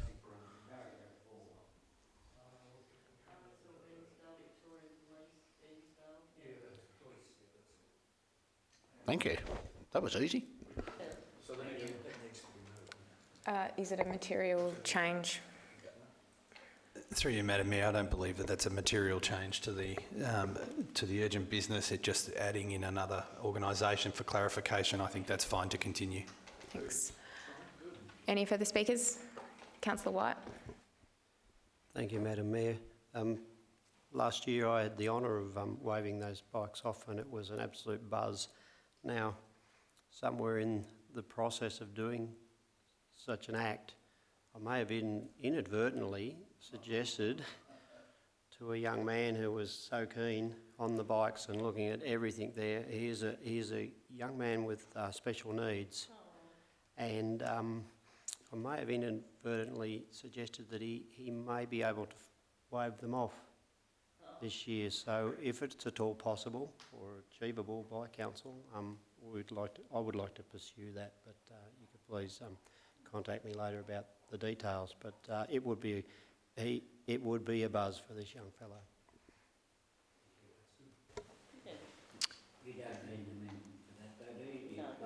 Any further speakers? I'll put the motion to you. All those in favour? Motion is carried unanimously. That now concludes that part of the meeting, and we now need to move into camera. So I ask that someone, Councillor Tui. So, in accordance with section 77(2)(c) of the Local Government Act 1989, on 22 July 2019, the Chief Executive Officer designated as confidential this report and attachments. The confidential designation recognises that because the documentation deals with the personal hardship of any resident or ratepayer when considered by council, yeah? Am I in the right spot? No, one above it. One above it. Making applications and moving I hereby move into council at the top. Council will now close the meeting. Sorry. Council will now close the meeting to the public in accordance with the provisions of section 89(2)(b) and (d) of the Local Government Act 1989 to consider items 7.1 to 7.4, as these items relate to the personal hardship of any resident or ratepayer and contractual matters. Thanks. Do I have a seconder? Thanks. Councillor Ellis. All those in favour? Yep. It's carried.